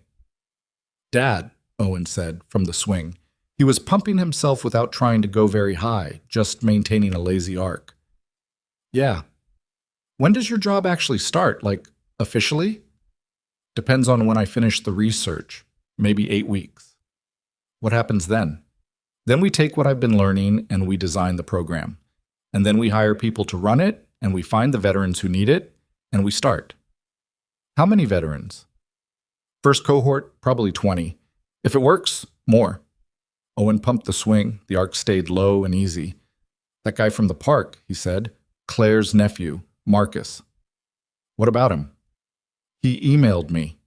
Nathan looked up from the legal pad. "What?" "Claire's assistant got my email from school, and Marcus emailed me. He said he wanted to say thank you. He said I was brave."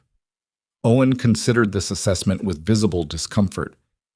"I wasn't doing anything brave. I was just sitting behind a fountain." "You waved him over." "That's not brave. That's just—" Owen looked for the word. "Obvious." He needed somewhere to be. Nathan set the legal pad down on the bench. He looked at his son on the swing. The too big jacket, the Red Sox cap, the shoes that needed replacing and that he'd been meaning to get to, the 8-year-old face that had his mother's ears and something in the jaw that was Nathan's and something around the eyes that was nobody else's, just Owen. "What did you write back?" Nathan said. "I said he was welcome and that it wasn't a big deal and that his aunt was pretty cool." Owen paused. "Is that okay?" "That's perfect," Nathan said. "I didn't know what else to say." "That was the right amount," Nathan said. "Sometimes the right amount is exactly that." Owen pumped the swing once more and let it coast down. He dragged his feet until he stopped, the way kids do, leaving 2 short scuff marks in the dirt under the swing set that would last until the next rain. He sat there for a moment with his hands on the chains. "Are you glad you took the job?" he said. Nathan thought about the question with the seriousness it deserved. He thought about Eddie Reyes in the parking lot at the base in Northern Virginia, the thing about feeling like a liar. He thought about the 50 conversations and the legal pad and the weekly summaries and the desk in Richmond with the printer that jammed. He thought about Dale's coffee and the Civic with the transmission and the water stain on the apartment ceiling that he still hadn't fixed. "Yeah," he said. "I think I am." Owen nodded. He stood up from the swing and dusted his jeans in the automatic way of someone who had been told to do this enough times that the motion had become reflexive. "Good," he said. "Because I already told my class about it." Nathan blinked. "You told your class?" I did a thing for current events. Mrs. Felton said we had to bring in something about a job, so I talked about yours. I haven't started yet. I know, I talked about what you were going to do. Owen picked up the baseball glove from the ground beside the bench where he'd left it. Mrs. Felton said it sounded important. Nathan looked at his son for a moment. He thought about a lot of things in the span of a few seconds. Not dramatically, just the way thoughts came when you were sitting in a park on a Saturday with a person who was the clearest evidence you had that you had done at least some things right. Did anyone ask questions? Nathan said. Tyler Benson asked if veterans had PTSD. Owen considered this. I said some do and some don't, and it's not really the point. That's a good answer. I know. Owen put the glove on. Can we throw for a while? Nathan picked up the legal pad and catcher's mitt. The May morning had settled into the warm part of the day, the cool edge gone, the light flat and comfortable. Somewhere across the park, a kid was yelling about something in the specific key of joy rather than distress, which was easy to tell apart if you'd learned the difference. Yeah, Nathan said. Let's throw. They walked out to the open grass, and Nathan took his position, and Owen walked his distance, and they settled into the rhythm of it.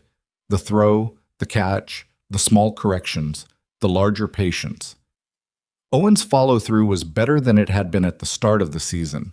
Not fixed, not perfected, just measurably better, which was the only kind of progress that was real. Owen threw a pitch that went true, and Nathan caught it clean, and the smack of the ball in the mitt was a good sound, the kind that didn't require any commentary. He threw it back.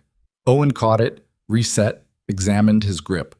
The afternoon had its own momentum now, and they stayed in it, saying very little, the way people do when the activity is the conversation and the conversation is enough. Nathan's jaw had healed completely by now, the bruise gone through its color stages and faded. His knuckles were fine. The cut on his lip had closed and disappeared into skin. The body accounted for itself and moved forward, which was what bodies did. He was 34 years old, and he had built something in Millhaven that was real, and he was leaving part of it behind and building something else. And his son had done a current events presentation about it in Mrs. Felton's class, and Eddie Reyes's number was in his phone. He caught another pitch. He threw it back. Owen caught it and grinned, just briefly, at something. The throw, the day, nothing in particular, and reset. The park was alive around them in the ordinary Saturday way, and Nathan Archer was exactly where he was, doing exactly what he was doing, which was not a small thing, and which he had the particular self-knowledge now to understand was not nothing.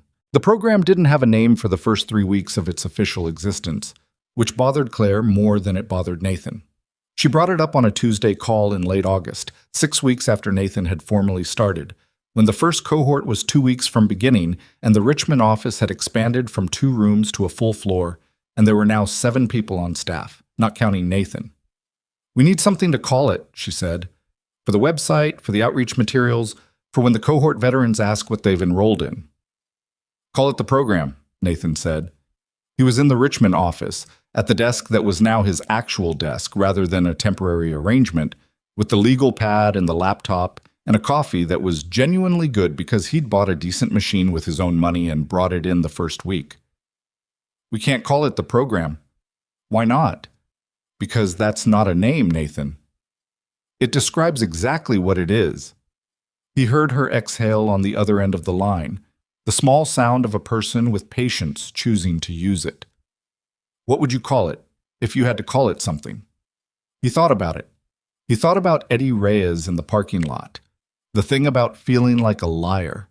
He thought about the barbershop in Raleigh and the woman veteran he'd met in a VFW post in Fredericksburg, Army logistics officer, 6 years, 2 kids, MBA she'd gotten online during her last deployment, applying for supply chain positions she was more qualified for than the people interviewing her, and not getting callbacks. He thought about what 50 conversations had told him about the common experience, the thing underneath the specific branches and specific jobs and specific years of service. Grounded, he said. A pause. That's it? One word? Grounded. It means something different to a veteran than it means in civilian usage. It means established position. It means You know where you are. That's what the program does. Not teaches people new skills, reestablishes their sense of where they are. Another pause, longer. I like it, she said, which was not a thing she said lightly, he'd learned. Grounded initiative, we can work with that. You can work with that. I'm going to go finish the cohort intake materials. Nathan. Yeah. You've built something real here. I want you to know I see that. He looked at the legal pad on his desk, 3 weeks of notes in his handwriting filling margin to margin. We haven't run it yet, he said. It's not real until the first cohort goes through.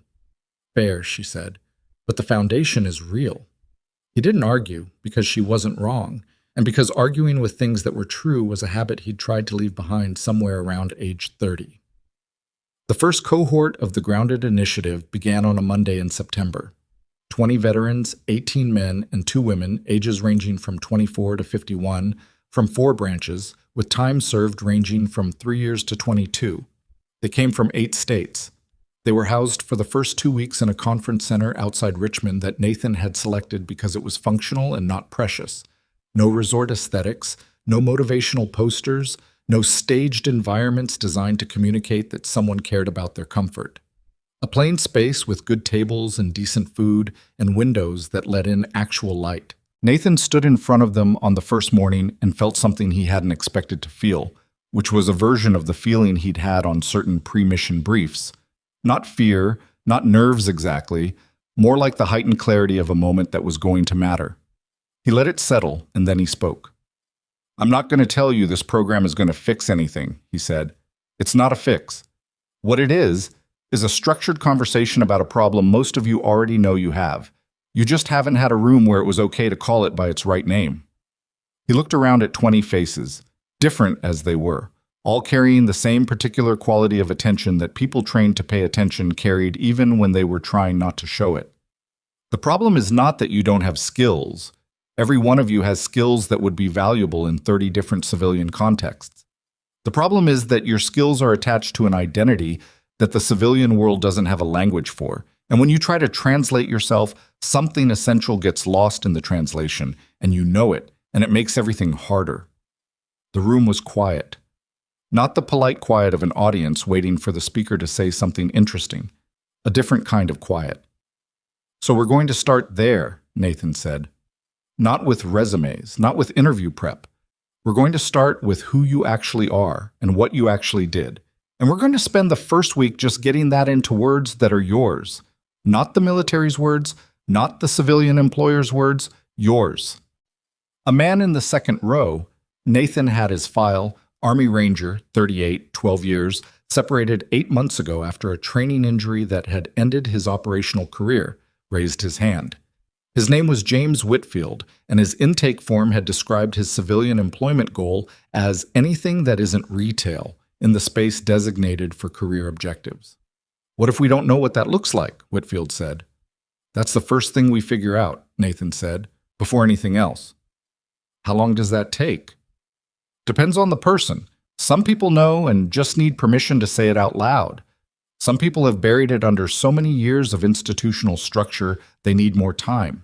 He looked at Whitfield. What's your honest answer when someone asks what you're good at? Whitfield looked slightly caught off guard, which was the intended effect. Running operations, he said. Managing people under pressure. Making calls when there's no perfect option. That's 3 things, Nathan said. Those are real things. Are any of them on your resume? Not in those words? Why not? Whitfield looked at him. Because they sound... He paused. They sound like I'm describing a war movie. To a civilian recruiter, yeah, maybe, Nathan said. That's the translation problem. But the underlying competencies are real and they're valuable. The question isn't whether to hide them. The question is how to make them visible in a language that doesn't require the other person to have lived your context to understand their value. He stopped. That's what the next 2 weeks is. That translation isn't about making yourself smaller. It's about making yourself legible. Whitfield nodded, slowly, but he nodded. They broke into small groups that first morning. Nathan had 4 facilitators, all of them veterans themselves. All of them people he'd found through the 50 conversations. People who were 18 months to 3 years past their own transition and who had something useful to say about the specific terrain between the two worlds. He'd hired them the way you hired people when you knew what you were actually looking for. Not for credentials, but for the quality of their own process, the degree to which they'd worked through the problem themselves, rather than just survived it. One of them was Eddie Reyes. Reyes had taken some convincing, not because he doubted the work, but because he doubted himself, which Nathan had expected, and had dealt with the same way he dealt with most things, directly, without theater. "You're not being hired to be a counselor," he'd told Reyes in a coffee shop in Northern Virginia 3 weeks before the cohort started. "You're being hired because you have specific recent experience with the exact problem we're trying to address, and you're honest about it. That's worth more than a credential right now." Reyes had stirred his coffee. "I'm still figuring it out myself," he said. "I know. That's not disqualifying. That's qualifying." Reyes had looked at him with the careful evaluating expression Nathan was used to seeing from him. "You're still figuring it out too," he said. It wasn't an accusation. "Yeah," Nathan said. "I am. The difference is I've been at it a few years longer and I've got enough of the shape of it that I can help someone else navigate while I'm still navigating." Reyes had agreed in the end, with the condition that Nathan was clear with the cohort that Reyes was close to the problem, not a solved example of it. Nathan had agreed immediately because that condition was exactly right. The first 2 weeks were harder than Nathan had anticipated, and he had anticipated hard. Not the practical elements. The logistics were fine, the space was fine, the food was adequate, but the emotional weight of 20 people simultaneously excavating something they had been carrying in different ways for different amounts of time. The room had the specific energy of contained pressure, the kind that built across a day of careful, honest conversation, and that you could feel in the changed quality of the silence at the end of each session. He had one veteran who shut down completely on the third day, an Air Force crew chief named Dennis Park, no relation to Diane Park, who had been competent and engaged in the first 2 days, and who arrived on Wednesday morning and sat at his table and participated in nothing, answering direct questions with single syllables and looking at the table between them. Nathan pulled him into the hall after the morning session. "I'm not going to make you talk," Nathan said. Park looked at the hallway wall. "Good. But I need to know if you're okay." "I'm fine." "You don't look fine." Park was quiet for a moment. He was 34, same as Nathan, and had the specific kind of tired that wasn't physical. "My wife called last night," he said. "We've been separated. She wants to talk about the kids." He stopped. "I've got 2 girls, 6 and 8. She said the 8-year-old asked if I was ever coming home." Nathan was quiet. He thought about Owen in the doorway of his room with the baseball glove, waiting. "That's a hard thing to sit with," Nathan said. "Yeah. You don't have to pretend it isn't." Park looked at him. "This room is full of people with hard things." "Yes," Nathan said. "That's exactly what this room is. You're not taking anyone's oxygen by having your own hard thing." Park rubbed the side of his face. "The program material will be here tomorrow," Nathan said. "If you need the afternoon, take it. Walk, call your wife back if that's what it needs, whatever. The program is not going anywhere." Park was quiet for a long moment. "If I take the afternoon, do I lose my spot?" "No. Some programs—" "Not this one," Nathan said. "Take the afternoon." Park took the afternoon. He came back the next morning with the specific look of someone who had made a call they'd been putting off and who had not gotten the answer they wanted, but had at least stopped carrying the weight of the avoided call on top of everything else. He was not fixed. He was present, which was different and sufficient. Nathan told Claire about it in the weekly summary, not as a success story, but as an example of what the program needed to be capable of. The ability to recognize when the work of any given day was not the scheduled work, but the immediate thing underneath. She read it and called instead of emailing back. "How are you doing with it?" she said. "Not the program. You." He'd been sitting at the desk in the Richmond office, late, everyone else gone.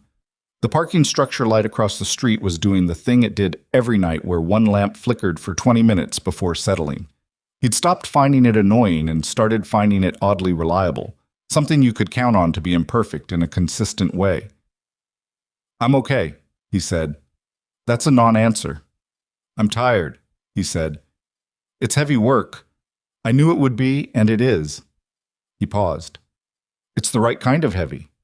The right kind, she repeated. There's a kind of tired that means you're depleting, he said, and a kind that means you're using yourself for something. This is the second kind. She was quiet for a moment. I haven't told anyone what I'm about to tell you, she said, so I'd appreciate you not making it a thing. He waited. My brother David, Marcus's father, he was in the army, 4 years, then out, and the transition was bad. Not catastrophically bad. He got through it, but bad in the quiet way where nobody around him fully understood what was happening. A pause. He's fine now. He's been fine for years. But when I wrote that identity section in the program framework, I wasn't writing from theory. Nathan sat with that for a moment. That's why the section is right, he said. Yes, she said simply. You should have told me that in the parking lot of Dale's shop. I was still deciding if I trusted you. And now? Now the program is called Grounded, and there's a veteran in the first cohort who needed an afternoon, and you gave it to him without making it complicated. So yes, now. He didn't have a particular response to that, so he didn't manufacture one. They went over the second week's schedule and hung up. The flickering lamp across the street settled, as it always did, into steadiness. The first cohort ran for 5 weeks total, 2 residential, 3 follow-up sessions across 6 months, with one-on-one check-ins monthly in between. By the end of the residential portion, Nathan could see the shape of what was working and what wasn't with the specific clarity of someone who had spent enough time with the problem to recognize its features. The identity work was working. The slow, unglamorous process of helping people articulate what they actually were in terms they owned rather than terms they'd borrowed. The skills translation component needed adjustment. He'd built it with too much emphasis on documentation and not enough on practice, on actual conversations with actual employers, in structured low-stakes formats where the vocabulary could be tested and refined.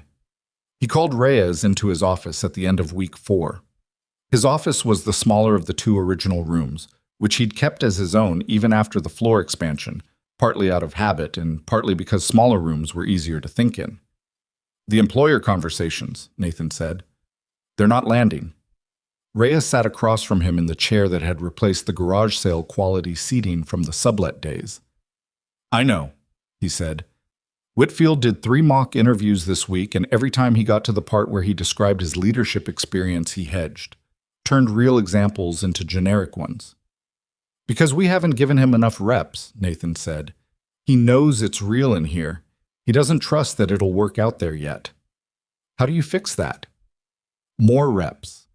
And actual employers, not actors, not HR training staff, actual hiring managers who have agreed to participate in the process, knowing what they're getting. Real conversations where he can hear an actual response to the real version of his experience and see that it doesn't land the way he fears it will. Reyes thought about this. That's a harder thing to set up. Yes, Nathan said. I'm going to talk to Claire about the employer network piece. We need companies who are actually committed, not the ones who put veteran hiring on their website and then screen out the resumes. He paused. You know anyone from the interviews you've done? Reyes had been doing his own job search in parallel with his facilitator work, which was part of the deal. Reyes was still transitioning himself, and the program wasn't asking him to stop his own life to help with someone else's. There's a logistics company in Richmond, he said. HR director is a veteran, Gulf War era. She reached out to me after I applied and actually called me personally. She didn't hire me. The position was filled, but she called. He paused. That means something. Get me your contact, Nathan said. Reyes got him the contact. Nathan called the woman. Her name was Sandra Ortega, 52, Army Transportation Corps, 8 years, been in civilian HR for 18 years since, and had a conversation that ran 40 minutes and produced a partnership agreement that he then used as the template for 12 more conversations with 12 more companies over the following 6 weeks. Not all of them were right. Some of them wanted the association more than the actual work of it, which became visible within 10 minutes of a real conversation. And he walked away from those without spending energy on them he didn't have. The ones who were right were immediately obvious in the same way. They asked about the veteran's experience before they asked about the program's metrics. They described their current veteran hiring attempts with honesty about what wasn't working. They were not looking for a press release. Owen came to Richmond for 1 week in October during a school break. He stayed at the apartment Nathan had rented, a 2-bedroom on the south side of the city, modest, with a kitchen that worked and a landlord who fixed things.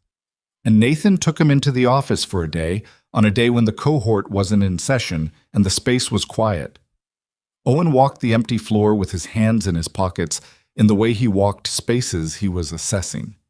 He looked at the whiteboard still covered in Nathan's frameworks from the previous week's session, boxes and arrows, and words written in blue marker that made their own kind of map.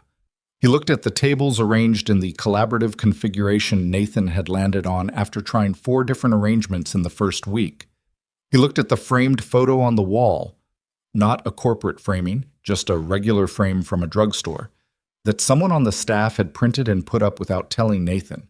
A photo taken at the end of the second week of the cohort, 20 veterans and 4 facilitators, and Nathan, all standing in the parking lot outside the conference center, some of them smiling and some not, all of them real. "Is that them?" Owen said. "First cohort?" "Which one is the ranger? Whitfield?"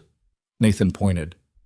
Whitfield was at the end of the second row, not smiling, but with an expression that wasn't the same as his intake form expression either. Something had shifted between those 2 moments. Not fixed. Shifted. "He got a job?" Owen asked. He'd heard some of this at home on weekends, in the edited version Nathan shared over box pasta. "Interview next week. Supply chain management company in Arlington. Real interview, not a courtesy one." "Do you think he'll get it?" "I don't know. He's ready for it. Whether the company's ready for him is a different question." Well, Nathan looked at the photo. "That's still the problem I haven't solved completely.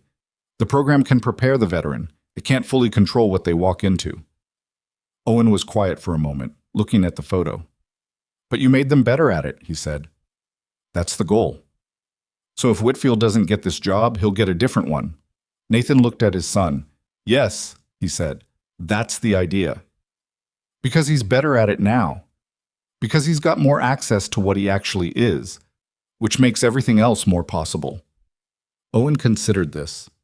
"That makes sense," he said, with the authority of an 8-year-old who had decided something was reasonable. He turned away from the photo. "Can we get lunch? I want the place with the biscuits." "The biscuit place doesn't open until 11:30. Owen checked the clock on the wall. It was 11:14. "That's fine," he said. "I can wait." They got the biscuits at 11:30 and ate them in a booth by the window, and Owen had sweet tea and Nathan had coffee, and Owen told him about a book he was reading about submarines, and Nathan listened, and the Richmond morning went about its business through the window, and it was, Nathan thought, a good morning. Incomplete in all the usual ways, the way any single morning was incomplete, but good. Whitfield got the job. Nathan found out on a Wednesday in November when his phone rang at 7:15 in the morning while he was getting Owen ready for school. "I got it," Whitfield said. The voice was different. Same flat, careful quality, but with something moving underneath it that hadn't been there in September. "They called last night. I start the 15th. Nathan was standing in the kitchen doorway with Owen's lunch bag in his hand. "Good," he said. "You were ready." "I wasn't sure I was." "I know, you were." A pause. "The interview. They asked me about leadership, and I told them the real version, not the, He stopped. "The actual thing. The Ranger version. And they weren't scared by it. The hiring manager, she leaned forward. She wanted more." Nathan thought about Eddie Reyes in the parking lot, the feeling like a liar thing. He thought about the 50 conversations and the identity section and the photo in the frame from the drugstore. "That's what happens," he said, "when you find the right room." "Yeah." Another pause. "I want to come back to the program when the second cohort runs. I want to, not as a facilitator yet, I don't think I'm there yet, but something. Is that a thing?" "I'll make it a thing," Nathan said. He hung up, and Owen was standing in the kitchen looking at him. "Who was that?" "Whitfield, the ranger." "He got the job?" "He got the job." Owen processed this. He picked up his backpack from the chair where he'd left it. Good, he said. He seemed like he needed it. He had never met James Whitfield. He had heard about him across a kitchen table on a Thursday night over boxed pasta in the edited version, and had apparently formed a clear enough picture. He did, Nathan said. Are you happy? Nathan looked at his son. He thought about the word, not as sentiment, but as something with actual content, the way you thought about words when you wanted to know if they were accurate. Yeah, he said. I am. Owen nodded. He went to put his shoes on, which took longer than it should have because he'd developed a habit of tucking the laces in rather than tying them, a thing Nathan was working on with diminishing patience and increasing resignation. He came back with his laces tied. Properly tied. Without being asked. Nathan noticed but didn't comment on it because sometimes the right move was to let a thing be true without making it into a conversation. They drove to school in the usual way, the radio doing what it wanted, the traffic on the route to Millhaven Elementary doing what it always did on weekday mornings, which was more than you'd expect for a town this size.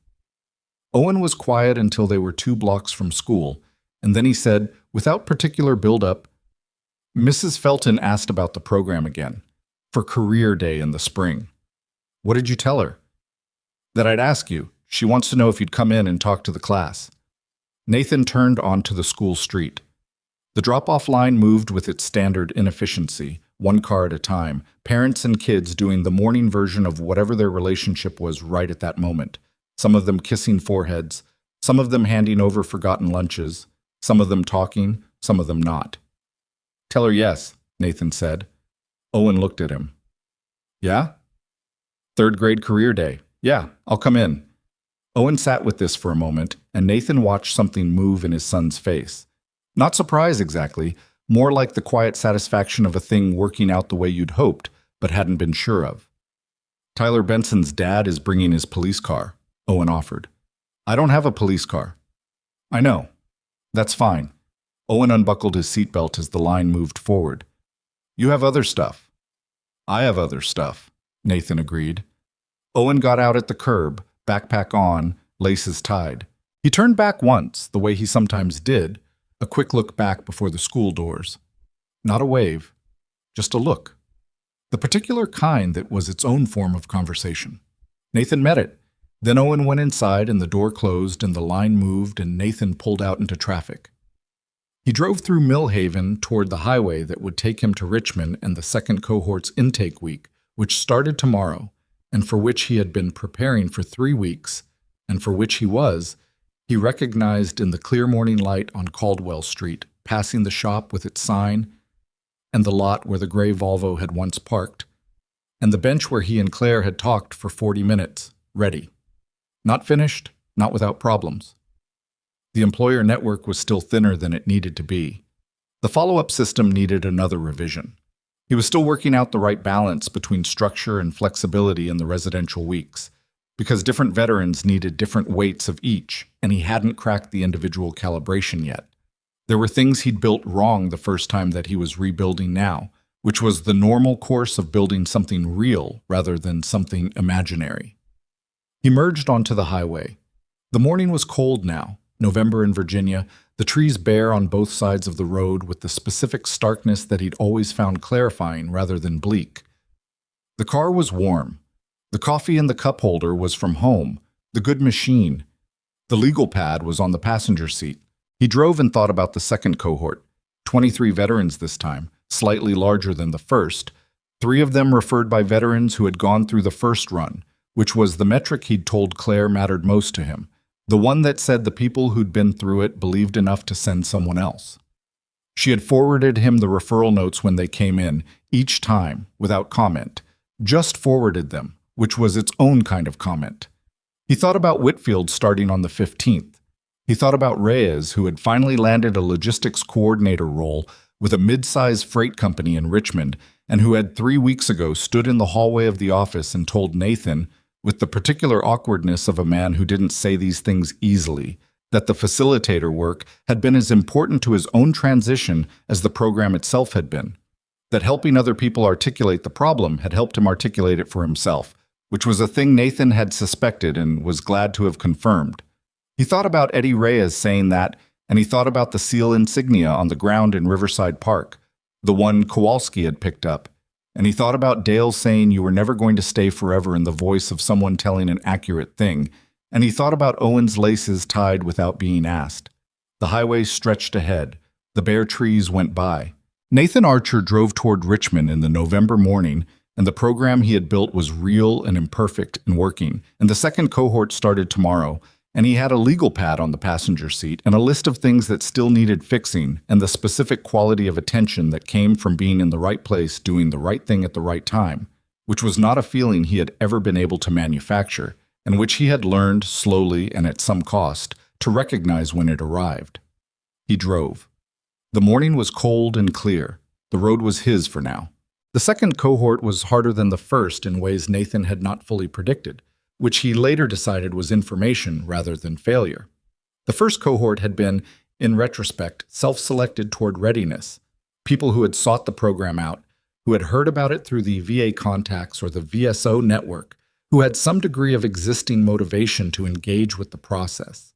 The second cohort included 6 veterans who had been referred by caseworkers rather than self-referred, which meant 6 people who were present because someone else had decided they needed to be, which was a fundamentally different starting position. One of them was a 26-year-old Marine named Tara Vasquez, who arrived on intake day with the specific body language of someone who had agreed to be somewhere they did not believe in. Arms crossed, chair angled slightly away from the table, answers on the intake form completed in the minimum words that technically constituted compliance. Nathan read her form the night before the first session and noted the employment goal section, where she had written in small, precise letters, "Don't know yet." He had learned from the first cohort not to treat that as a problem to be immediately solved. He let her be where she was for the first 2 days, which was present in body and absent in investment, and he did not single her out or apply pressure, because pressure on that particular posture produced either performance or departure, neither of which was the point. On the third day, Reyes was running a small group on the identity piece, and Nathan was circulating, and he stopped near Vasquez's table, not to intervene, but simply because the conversation there had shifted in quality. The low-level performance of participation had changed into something with actual friction in it, the kind that meant real contact with the material. The veteran speaking was an Army combat medic named Gary Souza, 44, who had been describing the thing Nathan had heard versions of across 50 conversations, and 2 cohorts now. The experience of being a person whose entire professional identity was organized around high-stakes consequential work, and then being inserted into a civilian context where the stakes were not the same, and the consequence gap produced something that was hard to name and that most people around you didn't understand was happening. "People tell me I should be relieved," Souza was saying, "that I don't have to carry that weight anymore. And I get it, I understand what they mean, but it doesn't feel like relief. It feels like—" He stopped, working for the word. "Like the job got smaller," Vasquez said. The table went quiet. Sousa looked at her. She was still half-angled away, but she had uncrossed her arms, which was something. "Yeah," Sousa said.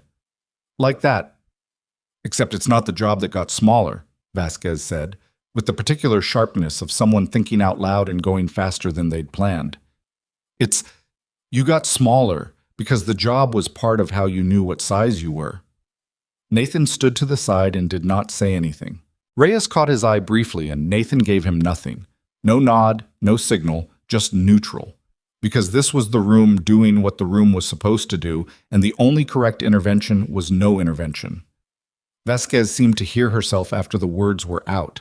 The arm crossing started to come back and then stopped. She looked at the table instead. "That's it," Sousa said quietly. "That's exactly it." She came to Nathan's office that afternoon, not because he summoned her, but on her own. She stood in the doorway in the way of someone who had decided to do a thing, but hadn't committed to it fully yet.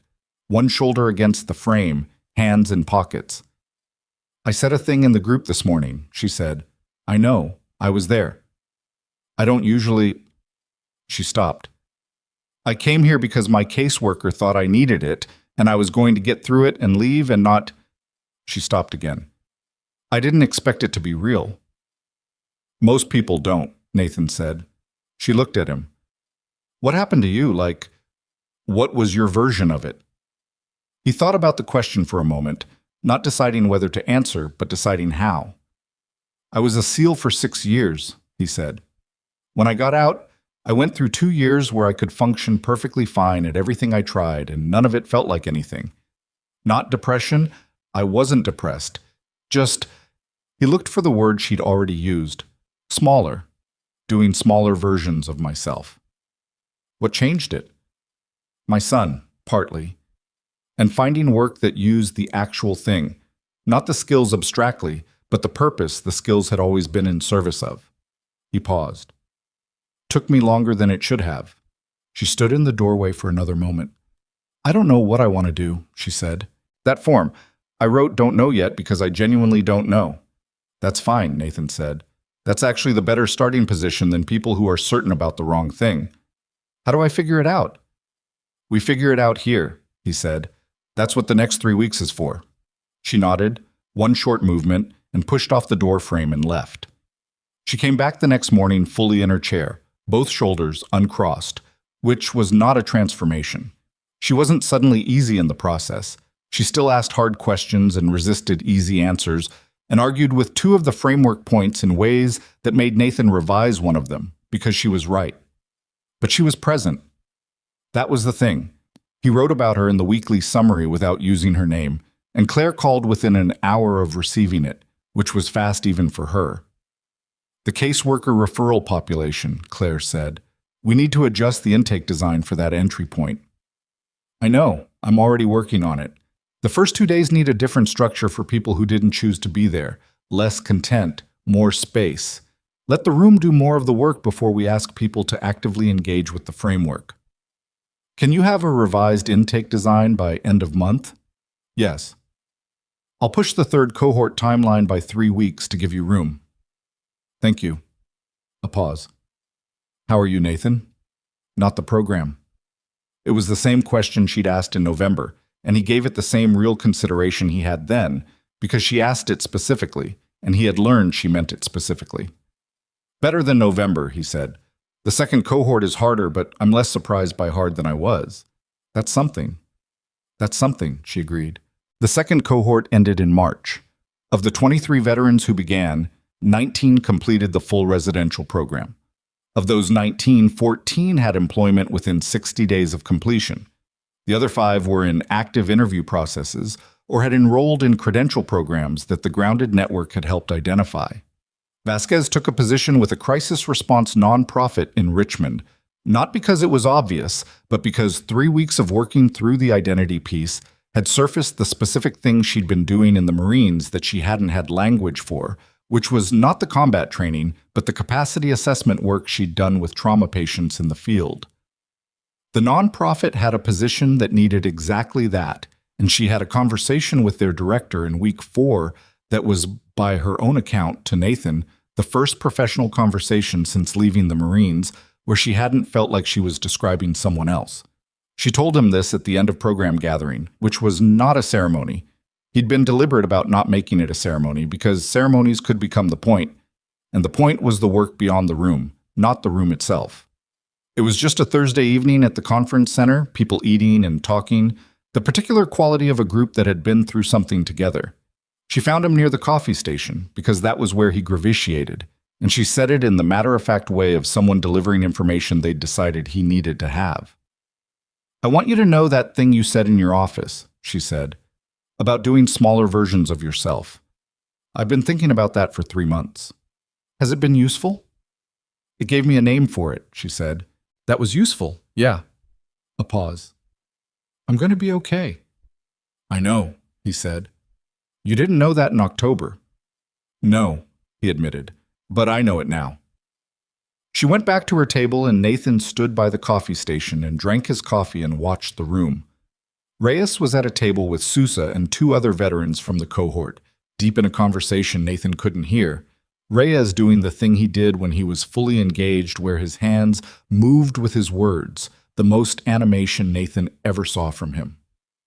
Whitfield had come back, as Nathan had promised he could, not as a facilitator, he'd said he wasn't ready for that, but as what Whitfield had described as a proof of concept, which was the most useful thing he could have said.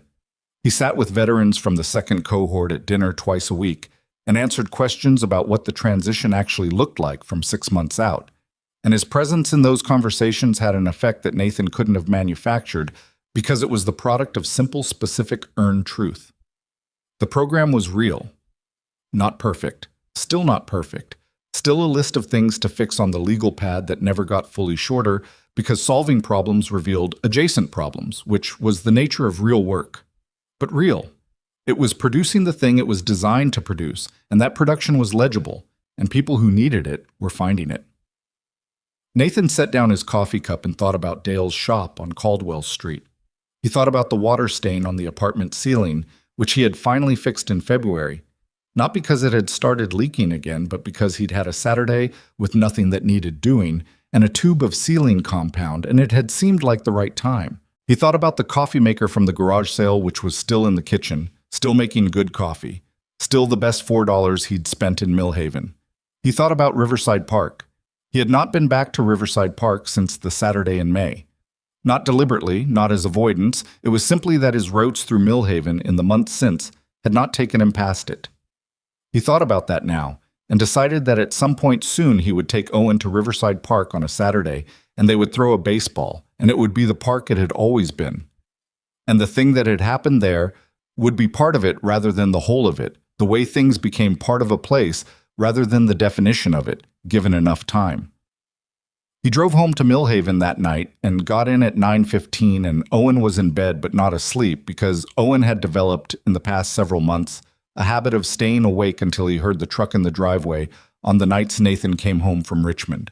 Nathan knew this, and Owen knew Nathan knew it, and it was one of those facts they shared without discussing because discussing it would have changed it into something else. He stopped in the doorway of Owen's room. The light from the hall fell across the floor, the baseball glove, the library book, the current situation with the socks, which had not meaningfully improved. Owen was on his back looking at the ceiling. "Hey," Nathan said. "Hey, you should be asleep." "I know." "You have school tomorrow." "I know." A pause. "How was the thing tonight?" "Good. Second cohort ended." "The one with the Marine? Vasquez?" He had mentioned Vasquez at home, in the edited version, the same way he'd mentioned Whitfield. Owen cataloged these people with the same focused attention he brought to pitch selection and dinosaur combat dynamics. "Yeah," Nathan said. "She got a job she actually wants." "Good," Owen said, with simple finality. Then, "Is Reyes coming to Career Day?" Career Day at Millhaven Elementary was in 2 weeks. Nathan had confirmed for Mrs. Felton in January and had told Reyes about it in February, and Reyes had agreed immediately in the way of someone who would actually show up, not the way of someone who would forget. "Yeah," Nathan said. "Reyes is coming. Tyler Benson says his dad's police car is better than whatever we bring." "Tyler Benson can say that." "I told him what you do," Owen said. "He said it sounded boring." Nathan leaned against the doorframe. "What did you say?" "I said he didn't understand it." Owen considered this. "I didn't say it mean. I just said he didn't understand it yet." "That's the right answer." Owen was quiet for a moment, looking at the ceiling. Nathan waited because Owen had the quality, when he was in this mode, of working toward something, and interrupting it produced a worse result than waiting. "Dad?" Owen said. "Yeah." "Do you think Mom would think what you're doing is good?" Nathan was still for a moment. The question sat in the air between them with its specific weight, the kind that had no casual answer and didn't want one. He thought about Sophie. He thought about her honestly, the way he had been learning to think about her over 4 years. Not the edited version, the actual person, who had been funny in a sharp, unexpected way, and had strong opinions about bad architecture and had cried at one specific episode of a cooking show she'd never admitted she watched, and who had been afraid sometimes in the way that people who are brave are afraid, knowing exactly what they're brave about and choosing it anyway. She had married a SEAL who had come home from 2 deployments and had been trying to figure out what he was outside of that, and she had been patient about that figuring in the way of someone who believed it was worth waiting for. And then she had died in a car accident on a Tuesday morning on a road she drove every day, and the figuring had continued without her. "Yeah," Nathan said. I think she would. How do you know? Because she always knew what the actual thing was, he said. Not the surface version, the actual thing. She would have seen what this is. Owen received this. He nodded once and looked back at the ceiling. Okay, he said. Go to sleep, Owen. Yeah. A pause. Dad? The laces. I've been tying them because you didn't say anything when I started, and I figured if you weren't saying anything, it meant you noticed and it was working. Nathan looked at his son. It was working, he said. Good. I just wanted you to know I knew you noticed. I know you knew, Nathan said. They looked at each other in the doorway light for a moment, father and son, 8 years old and 34, the baseball glove on the floor between them, and there was a kind of wholeness in it that Nathan did not try to name, because naming it would have been the wrong thing to do to it. Good night, Owen. Good night, Dad. He pulled the door mostly closed, not all the way, never all the way, the same inch of light from the hall that had been there since Owen was 4 and that neither of them had ever discussed changing, and went to the kitchen and sat at the table. He sat there for a while without doing anything particular, not thinking exactly, more like letting the day settle into its final shape the way things settled when you stopped moving them. The kitchen was quiet. The refrigerator made the sound it made. The coffee maker from the garage sale sat on the counter in the dark, finished for the night. He thought about career day. He thought about standing in front of a room of third graders and trying to explain what he did in terms that a 9-year-old found interesting, which was a genuinely different challenge from explaining it to veterans or VA administrators, or potential employer partners, or Claire Bennett in a parking lot. He thought about Tyler Benson's police car and about what Owen had said. He didn't understand it yet. And about how that was, in a way, the same problem he'd been working on for a year and a half, which was the problem of making something visible that was hard to see if you didn't already know what you were looking at. He would figure it out. That was the job. Career Day fell on a Friday in late April, and Nathan drove Owen to school and then drove back at 9:15 when the program started, which was an odd thing, driving your kid to school and then driving back to sit in a small chair in a classroom you'd just dropped him off at. The other parents and professionals were gathered in the hall outside the classroom when Nathan arrived.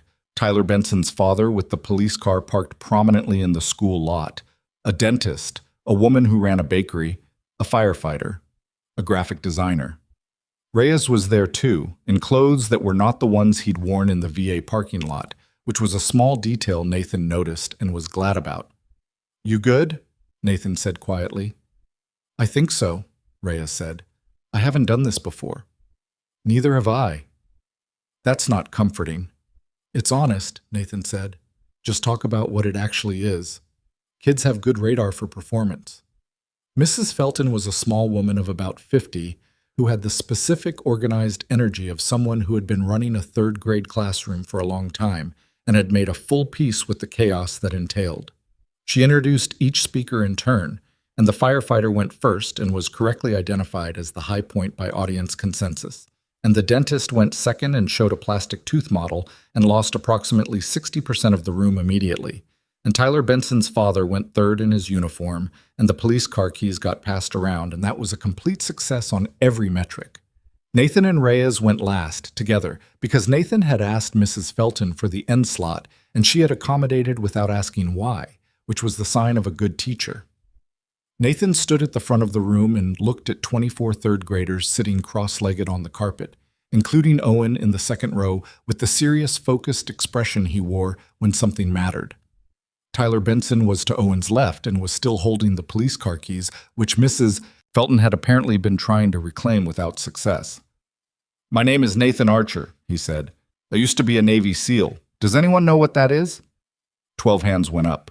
The definitions offered, once Nathan called on several of the raised hands, ranged from accurate to impressively creative. He confirmed the accurate elements and moved on. After I was a SEAL, I worked as a mechanic, which means I fixed cars. And now I run a program that helps people who used to be in the military find jobs and figure out what to do next. He paused. The mechanic part is probably what you'd expect from someone who fixes cars. The program part is harder to explain. But I'm going to try. He looked at the room. 24 faces, various levels of attention, Owen steady in the second row.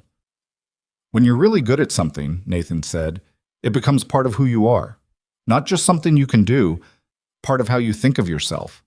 Like, he looked around the room.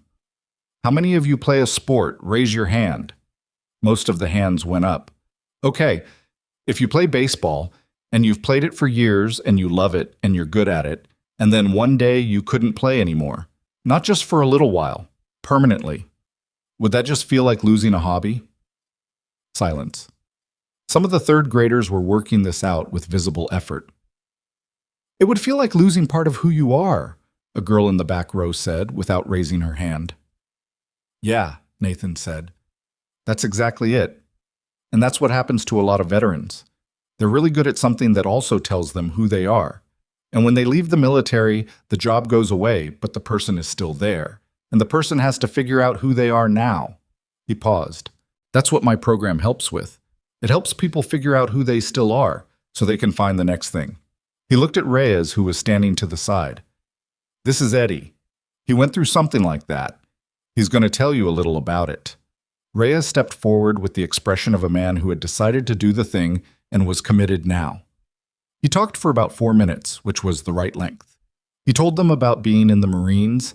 He told them about the parking lot at the base where he'd sat in his car for 20 minutes before walking into a transition assistance workshop that he hadn't believed in, and he told them, in simple, direct language, that he had found his way because someone had helped him understand that the thing he was good at wasn't gone, it just needed a different direction.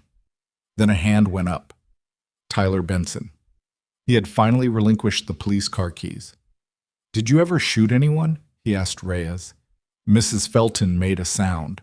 Reyes looked at the kid calmly. That question is for a different age group, he said. What else you got? Tyler thought about this. Are you scared when you do hard things? Reyes looked at Nathan for just a fraction of a second, a quick look, and then back at Tyler. Yeah, he said. Sometimes, but scared isn't the same as stopped. The room absorbed this with the seriousness children bring to things that are actually true. Owen put his hand up. Nathan saw it and nodded at him. If someone doesn't know what they're good at, Owen said, how do they figure it out? It was the question Vasquez had asked in Nathan's office in October. It was the question underneath everything. Every conversation in every VA office, and every VFW post, and every barbershop in Raleigh, and every small group session in the Richmond Conference Center. Reyes looked at Owen and seemed to understand, from something in the kid's expression, or from the fact that Owen was Nathan's son and had Nathan's quality of asking questions he actually wanted answered, that this wasn't a performance question. You pay attention to when you feel like yourself, Reyes said, and when you don't. And you follow the one that feels real. The room was quiet, the way rooms sometimes went quiet, when something landed correctly. Mrs. Felton said, let's give our guests a big thank you. And 24, 8, and 9-year-olds clapped, some of them enthusiastically, and some of them with the mechanical politeness of children completing a social obligation, and Tyler Benson went back to lobbying for the police car keys. In the parking lot afterward, Reyes stood next to Nathan's truck with his hands in his pockets and the particular expression of someone who had done a thing they were glad they'd done. The kid in the second row, Reyes said. Owen. Yeah. He knew what he was asking. He usually does, Nathan said. Reyes was quiet for a moment. You know what's interesting? I used to think the transition was the hard part. The getting out, the finding the next thing. And it is hard. He paused. But now I think the transition isn't actually a discrete event. It doesn't end. It's just ongoing. You keep figuring it out. Nathan looked at him. Yeah, he said. That's the thing the program doesn't say out loud enough. We frame it as a process with an endpoint because people need that structure. But the honest version is that the figuring out is permanent. Is that depressing or is it the opposite? Nathan thought about it. It's the opposite, he said, because if it ends, you're done. If it doesn't end, you still have something to work on. He looked at the school building. Owen figured out that his father was still figuring things out, and he decided that was okay. When did he decide that? "A while ago," Nathan said. "Before I did, I think." Reyes nodded. He looked at his car. Not the Jeep Cherokee with the base parking permit anymore, a different car. A 4-year-old Civic he'd bought in January, nothing special. A car that was his and that was paid for with money from work he believed in. "I'm heading back to Richmond," he said. "Third cohort intake prep. I'll be in Monday." They shook hands.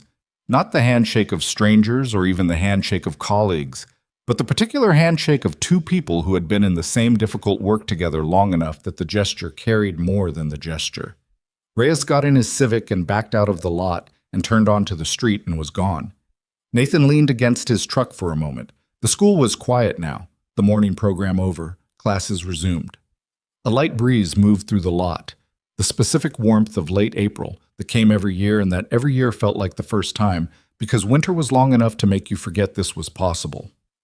He thought about the third cohort, 26 veterans this time, starting Monday. He thought about the employer network, which had grown to 31 companies and was still not large enough but was larger than it had been. He thought about the program design document, which had gone through 4 revisions in 18 months and which he would revise again after the third cohort because the third cohort would tell him things he didn't know yet. He thought about the day in Riverside Park, more than a year ago now, when 7 men had gotten out of 2 black SUVs and he had walked toward them because there was no version of himself that didn't. He thought about the SEAL insignia on the ground and Kowalski holding it up. He thought about Claire Bennett in a pale blue dress, the way she'd looked at him when it was over. Not the gratitude he'd expected, but something more complicated, the look of someone doing a calculation whose outcome she hadn't determined yet. She had determined it. In the parking lot of Dale's shop, over 2 cups of coffee from a thermos, she had determined it and built something real from it. He thought about what she'd said months later on a phone call he hadn't expected to be personal. "I wasn't writing from theory." The program's best section, the one that was most right, came from something she'd lived, not something she'd designed from the outside. Which was, he understood now, the same truth the program tried to teach, that the thing you'd been through was not separate from the thing you had to offer. It was the center of it. He got in the truck. He sat for a moment before starting it. In his jacket pocket was the legal pad, 3 weeks of third cohort prep notes, a pen with the cap missing that he'd been meaning to replace. On the dashboard was the crack that had been there when he bought the truck and that he had never gotten around to fixing and probably never would. On the seat beside him was Owen's baseball glove, left there from last Saturday when they had finally gone to Riverside Park and thrown a baseball for an hour in the May-approaching warmth. And the fountain had been there, and the chess tables, and the bent basketball rim, and the path around the pond. And the park had been exactly what it was, and nothing more. He had caught Owen's pitches and thrown them back, and the follow-through was better and getting better, and the park was just a park. He started the truck. The radio, faithful to its own pattern, decided not to work today. He drove in silence through Millhaven, past Dale's shop, where the sign was the same, and the lot had Rafael Torres's truck in it. Torres, who was, according to Dale, better than he thought he was, which Nathan had predicted, past the apartment building with the repaired ceiling, past Denny's Scoop, closed this hour, the wooden bench empty, past the park on Jefferson where Owen had sat on the swing and asked if he was glad he took the job, and out onto the highway. The drive to Richmond was familiar now, 40 minutes, the trees on both sides, the light changing as the road changed direction. The particular landscape of central Virginia that he had not loved at first, and had come to know well enough to stop evaluating and simply accept, which was its own form of love. He thought, somewhere around the 20-minute mark, about what Reyes had said in the parking lot. The transition isn't actually a discrete event. It doesn't end. He had been, for 8 years, in various stages of a transition that he had sometimes thought was complete and sometimes thought was barely begun. And the truth was that both of those had been wrong because the transition was not the kind of thing you completed or began. It was the thing you were doing while you were doing everything else, the ongoing work of a person continuing to figure out what they were and what they were for. He had been a SEAL, which had been real and had cost what it cost, and had made him what it made him, which was not all good things and not all bad things, and not separable from the rest of him even when he'd tried. He had been a mechanic, which had been real and had been the right thing for the time, and which had taught him, in the particular way that working with your hands in quiet teaches you things, that repair was not the same as restoration, and that what you could put back together was sometimes better for having been taken apart. He had been a father for 8 years, which was the thing he was most, and which was the most ongoing and the least complete, and the work of which he understood better now than in any of the years before. Not because he was better at it in some finished sense, but because he had stopped trying to be finished at it. Owen at 8 was different from Owen at 4, and would be different at 12, and at 16, and at whatever came after. And Nathan's job was not to complete something, but to continue. To be present and honest, and to show up on Saturdays, and to make scrambled eggs with the hot sauce on the side, and to keep promises made beside stone fountains, and to be the kind of person his son could look at and understand that figuring things out was not weakness. It was the entire point. He pulled off the highway at the Richmond exit and drove through the city toward Broad Street and the fourth-floor office with the view of the parking structure and the printer that still jammed every third document, which he had decided was a fixed feature of the landscape at this point and not worth the trouble of replacing. He parked and took the legal pad and the jacket and the coffee he'd brought from home, and he went upstairs. The office was already moving. 2 staff members at their desks, a third on the phone, the particular hum of a place with work in it, real work, the kind that had weight. Nathan set his things on his desk and looked at the legal pad and the notes for Monday, and the whiteboard on the wall that still had framework language from the second cohort that he hadn't erased yet because some of it was still right, and he hadn't finished deciding what to replace it with.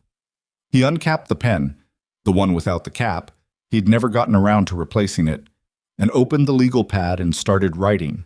Not a report, not a summary, just notes, the way he always worked, in the order the thoughts came, without editing for audience, because the first audience was always himself, the act of writing being the act of thinking, of locating himself in the problem accurately enough to do something useful about it. He wrote for 40 minutes, and the office filled around him, and at some point Diane forwarded him a message from Claire that was brief and characteristically efficient. Third Cohort Employer Network needs 2 more companies in the Midwest, working on it. Also, well done, career day. Owen told Marcus about it in their email thread. He looked at the message for a moment. Owen and Marcus, the 9-year-old from the park, had been emailing each other intermittently since Marcus's first message in the fall. Not constantly, not with the frequency of close friendship, more like 2 kids who had been in the same strange event and who checked in with each other about it periodically, which Nathan thought was probably healthy for both of them. He typed back, "Midwest companies. I have a contact in Columbus. Sandra Ortega gave me the name. I'll reach out this week." And career day was Reyes mostly. He was good. Claire replied in 4 minutes. He was. I watched the video. Mrs. Felton recorded it. Nathan hadn't known Mrs. Felton had recorded it. He sat with that for a moment. The fact of the recording, of this thing that had happened in a 3rd-grade classroom being something that existed now beyond his memory of it. He thought about Reyes saying scared isn't the same as stopped to Tyler Benson, and about Owen asking how someone figures out what they're good at, and about Reyes's answer, which was right, and which Nathan could not have written on the legal pad in advance because it came from a person who had lived the problem, not someone who had designed the solution. That was the thing. That was always the thing. The most important moments in the program had not been the ones Nathan had designed. They had been the ones that happened because the room was built correctly and then left alone to do what rooms built correctly could do. Vasquez and Souza on the 3rd day. Whitfield's real answer in the interview.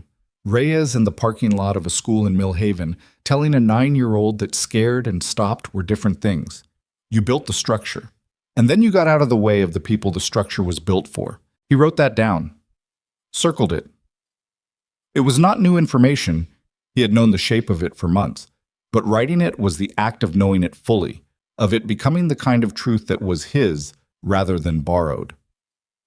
The morning passed. The office worked around him.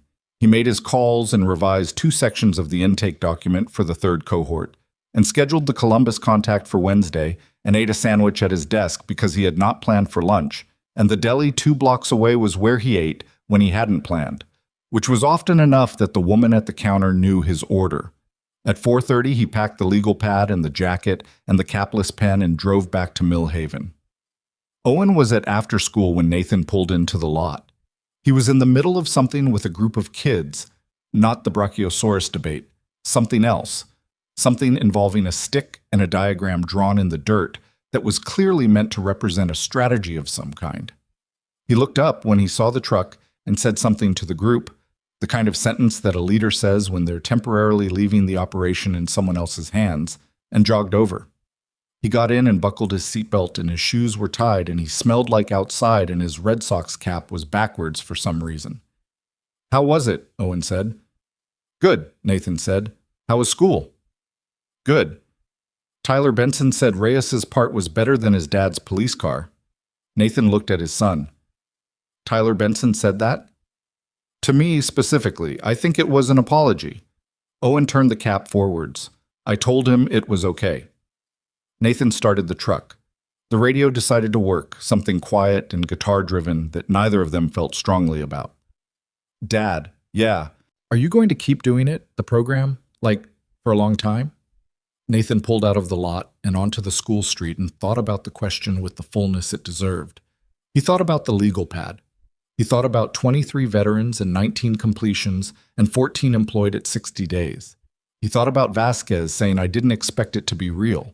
He thought about Whitfield and the way he'd said the real version in the interview, and the hiring manager had leaned forward and wanted more. He thought about Reyes in the school parking lot, the Civic, the work he believed in.